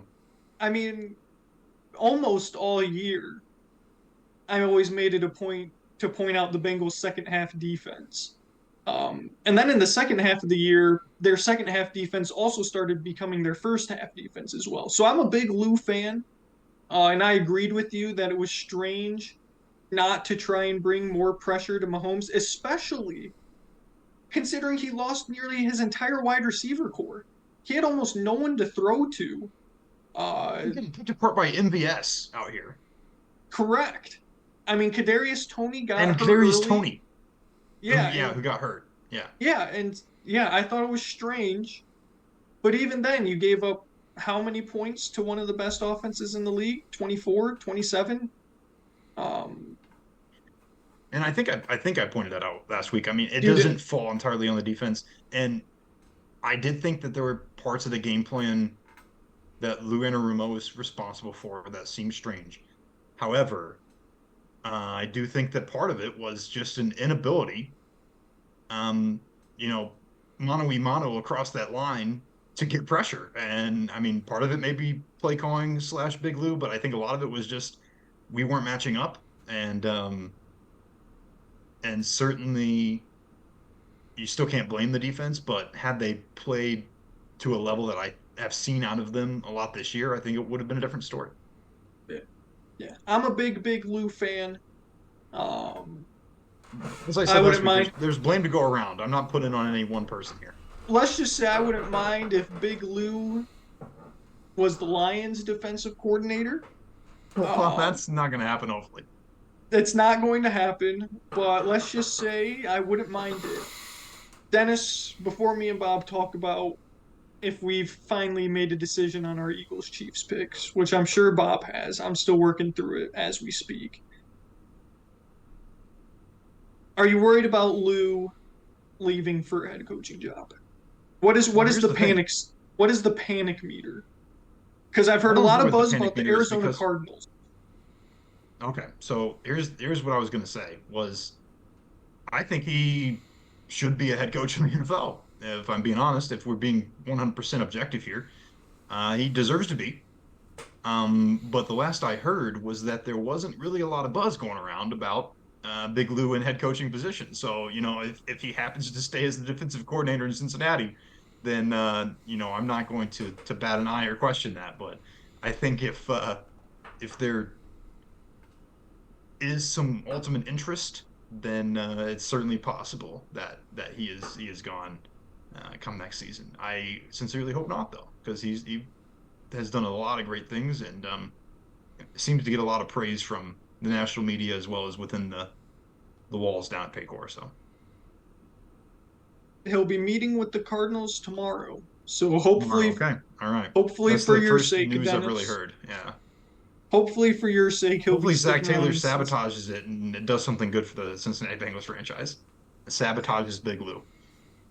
Bob, Super Bowl Sunday is for you guys 3 days away. For me, just a little over 3 days away still. Who do you got? Have you made a decision? I've come to a decision, and it's the Kansas City Chiefs. It's the Kansas City Chiefs, quite literally, I think, because of the fact that I cannot see the Philadelphia Eagles winning this game. It just doesn't feel right in the Because slightest. you can't see it or because you don't want it. No, I have no... Like I said last week, I have really no desire for the Chiefs to win this game. And I really have no desire for the Eagles to win this game, but I just can't see the Eagles winning. Like it just seems more right in my mind that the City Chiefs will win this game, and I think it just comes down to the fact that the Chiefs have the players that matter the most for the Chiefs are all players that have been there and done that. They've been to this level before. They've won before. And they know what it takes to get over the top. With two teams that are as evenly matched as I would say these two are, I would say Philly has most of the edge in personnel outside of quarterback. Maybe outside of tight end too. But I just think that a moment like this calls for some experience, calls for those that are ready to play. And you got none other than a first-year head coach or a very, very young head coach on the Eagles sideline versus one of the most experienced men to ever do it, and Andy Reid. And when it comes to big games, we know Patrick Mahomes will be showing up ready to roll. We know Travis Kelce will be ready to roll. Chris Jones didn't do what he did to the Bengals just so he could sit around and do nothing against the Eagles when the time came. So, just for some reason, that just doesn't seem right to me that the Eagles would get there with a coach that nobody really knows, a quarterback completely obscure out of the blue, that wasn't even supposed to be a quarterback 2 years ago. It just seems a little too fairy tale to me. So I don't know. I'm going with the Chiefs. Close though, close. This will not be a blowout. This will be a close game. Bob, I've made my decision as well. And as the season champion of our friend group's Pick'em, come on, baby. 300 correct picks this year. 300, the only one to break the 300 mark. Let me put it out there. And I'm going to end the season by taking the Kansas City Chiefs. And here's why. I don't think there will ever be a dynasty like the Patriots dynasty for a long, long time, if ever. The amount of talent that is in the NFL these days is pretty crazy. The Bills, Bengals, Chiefs, it's basically a 50-50 whenever those teams play each other. Very much reminiscent of Tom Brady and Peyton Manning's battles. But really, when you think about it, the Patriots, Colts, and Steelers were really like the big three in the AFC, but it still always felt like Tom Brady held the edge.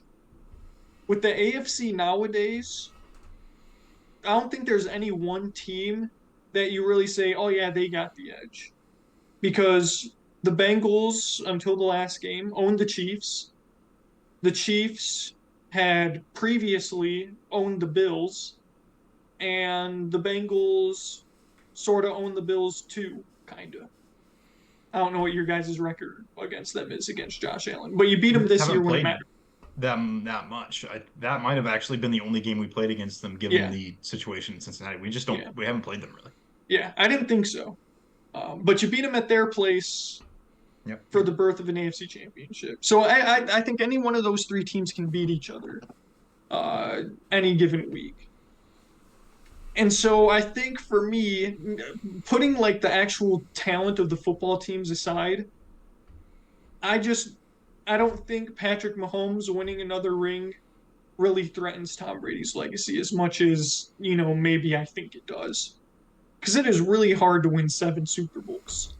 Um, it's hard to win 1 Super Bowl, let alone 7 Super Bowls.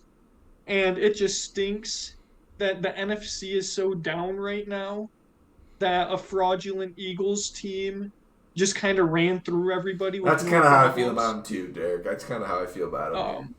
Um, I mean, keep in mind, the Lions went toe to toe with them. That's what I said last week. In week And- one, that's practically a whole nother season ago. It is, and honestly, I think the Lions could have The beat Lions the are Eagles good. if the Lions played the Eagles in Week 18. I bet they could have won that game easily, easily. And honestly, if Brock Purdy doesn't get hurt, the 49ers Yes. probably Yes. win that game. Yes. Because even without Brock Purdy, with Josh Johnson, the ultimate journeyman is the word you were looking for last week, Dennis. I think you were looking for journeyman. Yes. I think I was looking for journeyman. Even with Josh Johnson playing like a quarter and a half, right before halftime, it was only 14-7. And if Josh Johnson doesn't just completely lose his brain and fumble a snap that hits him in the chest out of the gun, the Eagles are not. It's literally a one-score game at halftime. And all the 49ers would have had to do was somehow find a way to maybe force a turnover on plus territory and maybe give themselves a chance to win. So, honestly, yeah, I just think the Eagles ran through a weak NFC. The Vikings were confirmed frauds, as me and Bob pointed out week by week throughout the entire season. Were never serious Super Bowl contenders, even with 13 wins. And the 49ers just literally didn't have a quarterback. Literally didn't have a quarterback. The Cowboys sucked. The Giants sucked. The Buccaneers sucked. I mean, the NFC is so weak compared to the AFC that I just find it hard to believe that the Eagles could beat the Chiefs. Because Dennis, if the Bengals were in the Super Bowl, you'd pick them no question about it. Yeah, but I pick things through orange-colored glasses, as we've established on this podcast. I'm picking All the right. Bengals over the peak Tom Brady Patriots. I mean, that's who I am, Derek. Okay, fair enough. Do you have it in you to take off the orange colored glasses to Here's what I'll say. to objectively match up the Bengals and the Eagles? Because honestly, I think Don't the Bengals actually have match up that in me. perfectly fine with the Eagles. I would have taken the Bengals to beat the Eagles in the Super Bowl, no question. I've been Here's the saying thing. the whole playoffs that I thought the team that won the Bengals Bills game was going to win the Super Bowl, and now that the Chiefs beat the Bengals. I'm not going to move away from my philosophy that I just think the AFC is superior, just like the Western Conference is superior in the NBA right now. Well, there's really no argument against what you're saying about the two conferences. It is clearly leans AFC, and it's not particularly close. And as such, Kansas City is more, I guess you want to maybe use the term battle tested, in terms of having to beat better teams to get where they are. However, the Eagles aren't just like, squeaking by teams by field goals in the NFC. They've blown out teams in the playoffs. Absolutely That blown is true. out. I mean, like the Giants, who aren't fraudulent and weren't that great. They beat by like 28 points or something like that. They did. And last week, I know you bring up the halftime stat. It ended up being a blowout. I know the 49ers didn't have a quarterback, but it's hard to compare a team its true ability when you're downplaying the talent level and the ability that they're going against every week. It's just hard to really know what they're capable of. And when I look at things from a talent perspective and just match up the rosters, I just like the Philadelphia Eagles roster and what they've been able to do much better. I just do. And that is why Super Bowl Sunday is going to be so fun. Because either I'm going to look like a doofus for saying the Eagles are frauds, or I'll be proven correctly if the Chiefs sort of have their way with them. Because I think it can still be a close game while still showing that the Chiefs are like a superior team. And that's sort of the way I see it playing out, where the Chiefs are maybe always 10, 13 points ahead. It's always sort of within striking distance, but the Eagles are never really threatening to take over the game. Because Patrick Mahomes is going to have a little better than 1.5 legs this week, I think. And I don't know. Like Bob said, experience matters, I think, in games like these.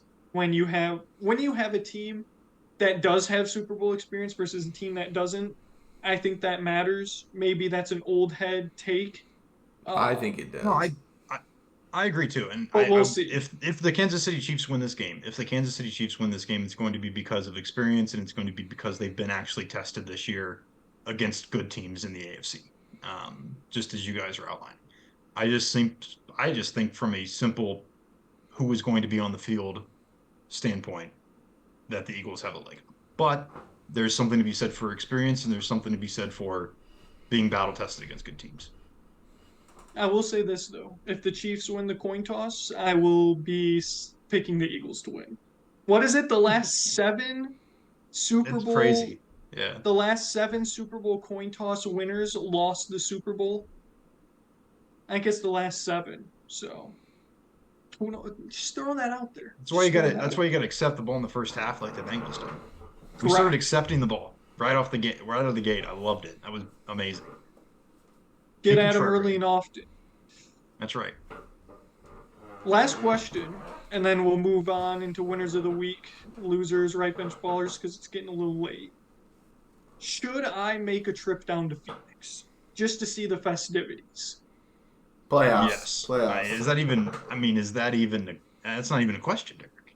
I mean, you're right. I mean, it's a 2-hour drive just to go to all the parties without actually partaking in them, though. Well, you just got to actually go to the parties. Though. And partake in them. That's what. That's the easiest solution. I'm pretty sure at Bob Menery has something going on this weekend. If the Phoenix Open wasn't being held at the same time, if it wasn't being held at the same time, I would be much more likely to go down there.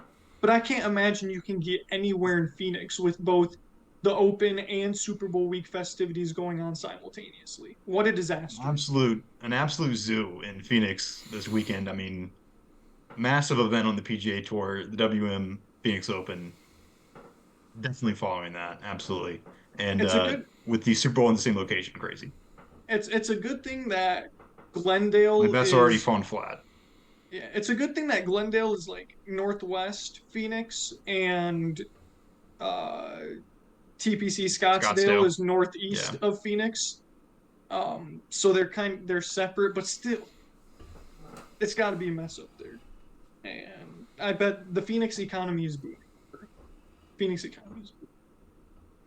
Any other topics you guys wanted to hit on briefly before going into our winners, losers, right bench ballers, etc.? I'm good. Bob, if you're good, feel free to start us off with your winner of the week. My winner of the week is none other than NBA trade lovers, because as we pointed out, this past couple days have been nothing but a flurry of tweets and refreshing Twitter to every 5 minutes find out that there's been new deals going on. Also, a surprising amount of 3-team deals occurring too, which is always fun to see a 3-team deal. So, gotta love when there's some badness and things get shaken up, moving into playoff time and All-Star break, because that's when stuff really starts to get real in the NBA and starts to become a must-watch TV. So, I'm gonna go with NBA trade lovers. Dennis. Yeah, I went back and forth a little bit on this one. Kind of a joke, but kind of not. Winners Oklahoma and Texas for not having to get beaten up by UC and the rest of the stacked Big 12 for an additional year because they get to leave early now. Kind of was alternating between whether or not they should be winners for not getting beaten up, whether the Big 12 should be a winner for getting like $100 million out of them, if they should be losers for paying $100 million. I went back and forth on this one a lot, but yeah, big news out of the conference alignment debates and world and college sports. The Big 12 can thank Michigan for their $100 million payout, because the reason OU and Texas can leave early is because Texas, the Texas and U of M are scheduled to play a home and home, and initially I think Michigan was supposed to go to Texas in 2024, and then Texas was supposed to come to Michigan in 2027. Well, let me double check. I don't want to get my facts wrong. Yeah, so initially Michigan was supposed to go to Texas in 2024, and then they were going to come to Ann Arbor in 2027. But now it's flipped. So Texas is going to come to Ann Arbor in 2024 and host Michigan in 2027. So because Fox gets 20 million of the 100 million that the Big 12 is getting due to Texas and OU leaving. So because Texas agreed to go to Michigan, and because now the Big Ten has that massive deal with Fox, they said, okay, OU and Texas can leave early, sort of indirectly, but it did play a role. So you're welcome, Dennis. No. My winner of the week, stat compilers.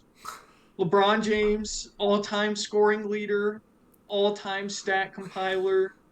I mean, we went over it in depth, already, so I don't need to explain much more, but LeBron James, congratulations on being one of the league's best stat compilers of all time.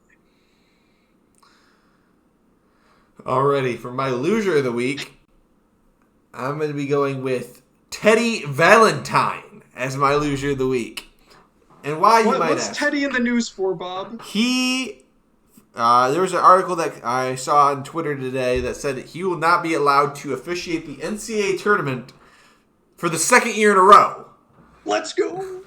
Because there's a Hall of Fame coach that was quoted in the article, may or may not be Tom Izzo. They did not name the coach.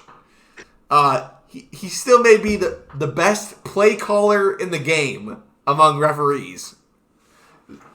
Just getting at Teddy's ability to impact the game with some of his calls. But loser of the week is Teddy. But honorary mention for winner of the week could be NBA or NCAA basketball fans everywhere, because Teddy will jive your team. Thank goodness. Dennis. Loser, yeah. My loser of the week is, I've got a couple here. I'm going to go with Roger Goodell. Roger Goodell, loser of the week, for saying about the NFL officiating, quote, I don't think it's ever been better, end quote. And, quote, they meet our incredibly high standard, end quote. Absolute bum.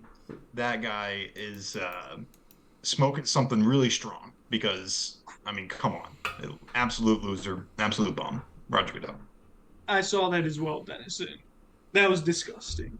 Absolutely disgusting act by Roger Goodell. My loser of the week is Michael Irvin. Did you hear about this, Bob? Did you hear about this? So as of 9:14 a.m. Mountain Standard Time, 11:14 a.m. Eastern Standard Time, it was announced that Michael Irvin is being removed from NFL Network Super Bowl coverage this week. The reasoning is an allegation of misconduct from a woman he spoke with at a hotel on Sunday night. Michael Irvin said, quote, "Honestly, I'm a bit baffled with it all. This all happened in a 45-second conversation in the lobby. When I got back after going out, I came into the lobby and I talked to somebody. I talked to this girl. I don't know her, and I talked to her for about 45 seconds. So we do not know what was said, but regardless, Michael Irvin, franchise is, I believe he was the franchise, um, will not be partaking in NFL Network Super Bowl coverage. So Obviously, who knows? Who knows? But a lot can be said in 45 seconds. the playmaker, not the franchise, the playmaker, Michael Irvin, Playmaker. making too many plays in hotel lobbies. Oh no. Nah, for real. Disavow. Water on me, Disavow. like a sauna. Come on, Bob. That's right. Am I good to fire off my right bench baller? Yes, you are. I'm gonna go with an obvious one, but a good one, I think, at that. Rather than Cam Thomas from the Brooklyn Nets, been absolutely popping off recently. In the last 3 games that I'm just seeing here, by looking at his stats, we had a 20 bomb dropped, which is now yesterday, against the Bulls, and then a 43-point performance against the Suns. That ironic that's now KD's new team.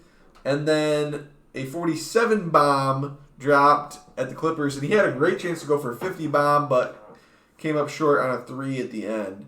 So shout out Cam Thomas, who's slowly turning into the new superstar for the Brooklyn Nets. So hopefully he can keep this going. But he's only 21 years old, so crazy to think that he was born in 2001.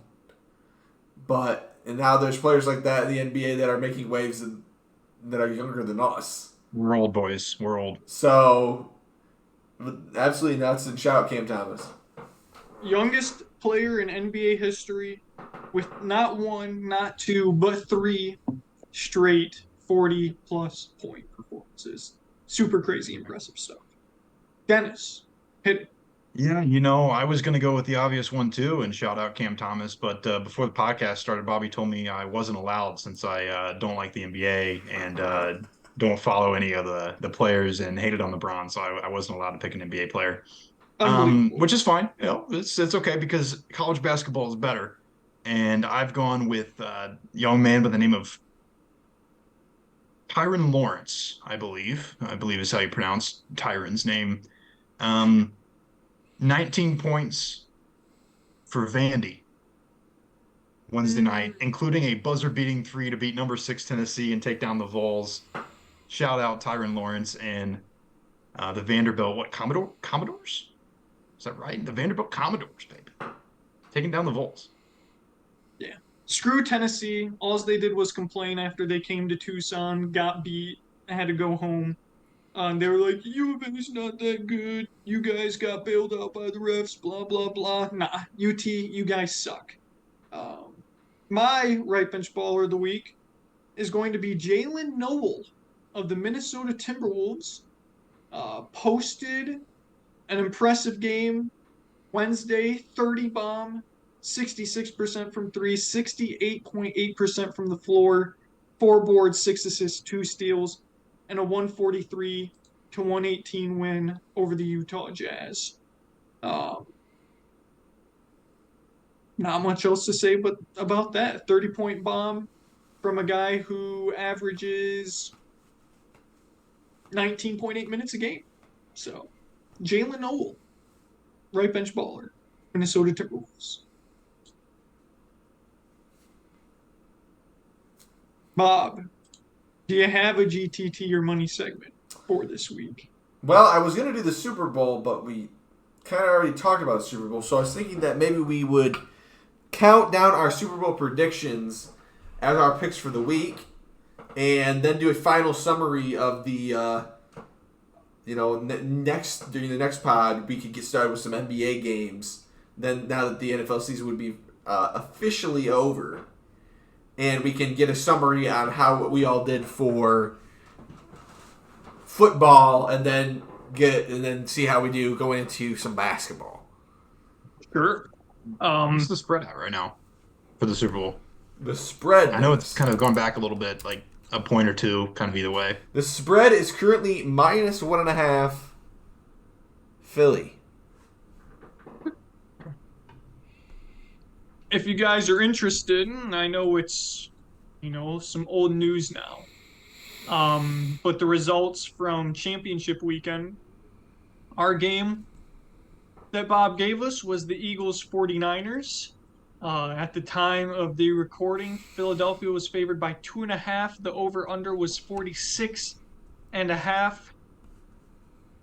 One of us went 2 for 2. Two of us went 1 for 2. I nailed the Eagles. Bob nailed the under. And Dennis nailed both. So Dennis is on a heater, 6 in a row this year. Hey, that's all right. You guys are going to be catching up after we shift to the NBA, and I just bet overs every single game. Well, yeah, six in a row for Dennis.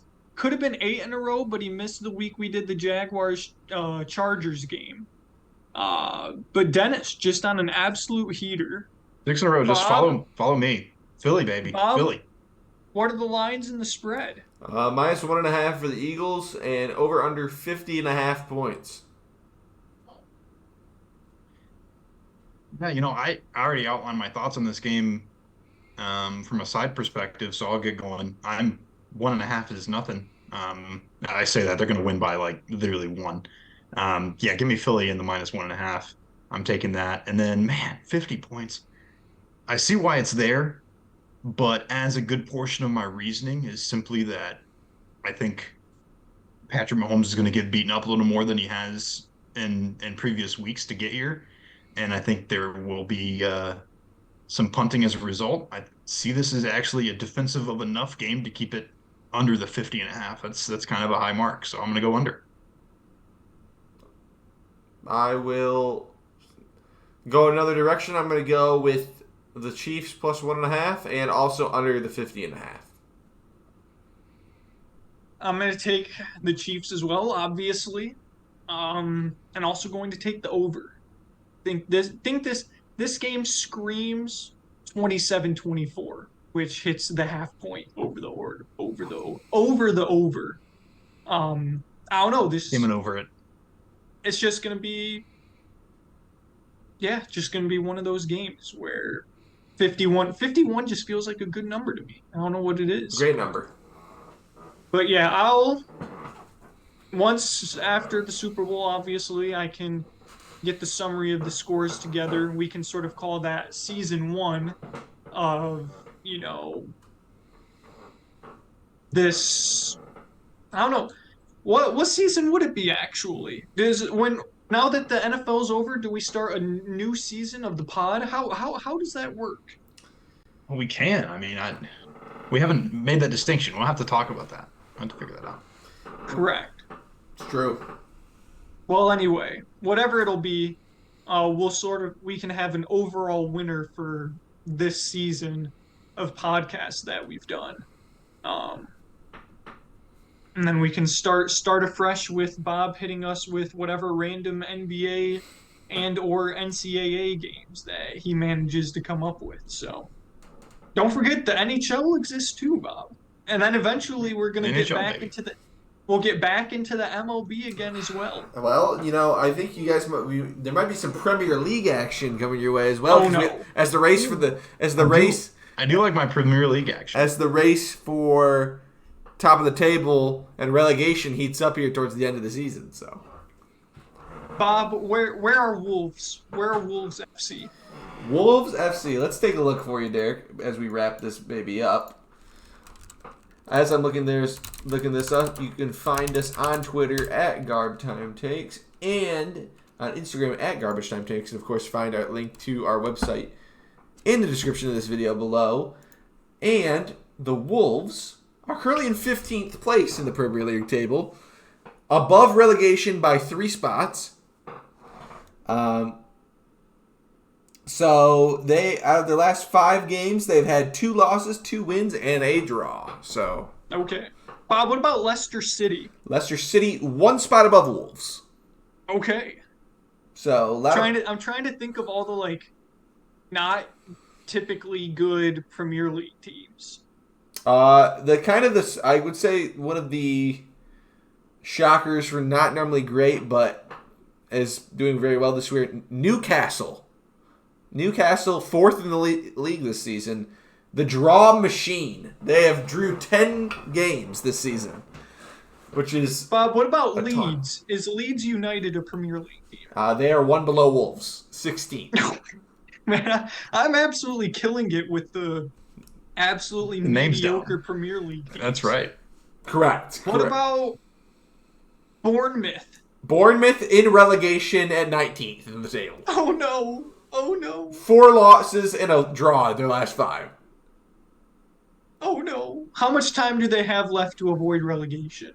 I think is there 30 games in the season, or looks like there's 1, 2, 3, 4, 5, 6, 7, 8, 9, 10, 11, 12, 13, 14, 15, 16. So they got like another 16. They got a long way to go. Another half of the season, basically.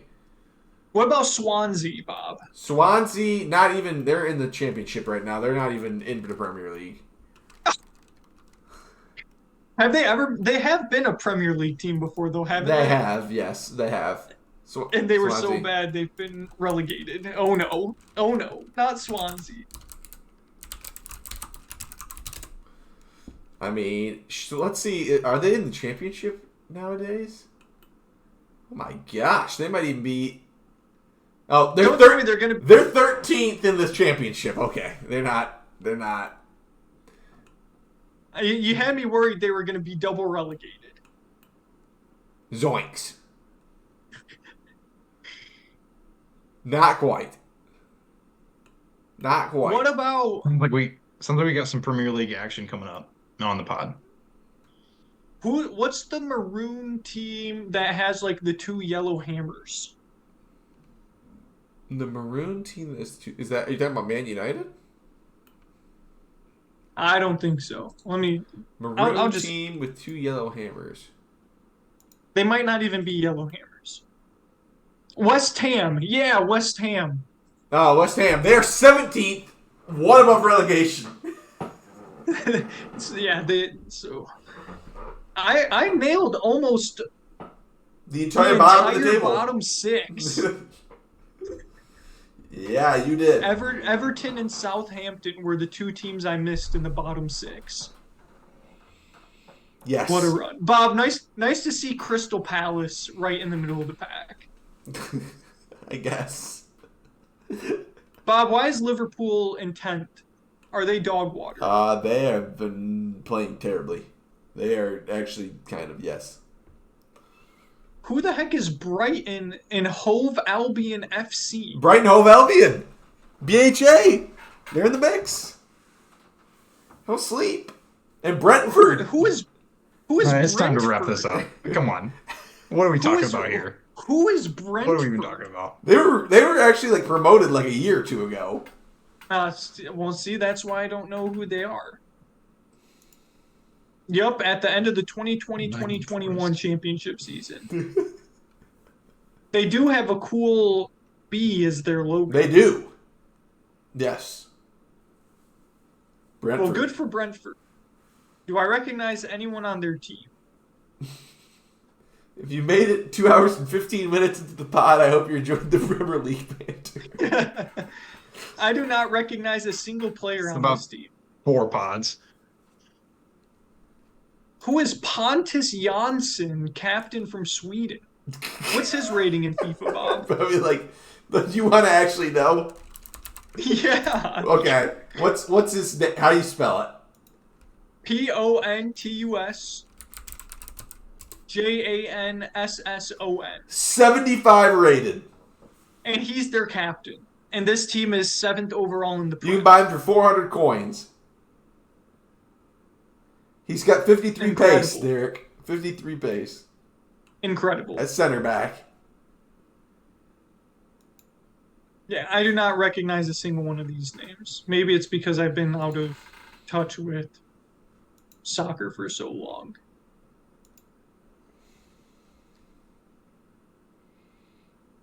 I mean, they're getting guys on loan from SC Freiburg in Germany. Freiburg. Oh, I guess they're 6th out of 18 in the Bundesliga last year they finished. So I guess they're not total scrubs. Unbelievable. Well, before this delves into too much further chaos, thank you again for listening. We appreciate it.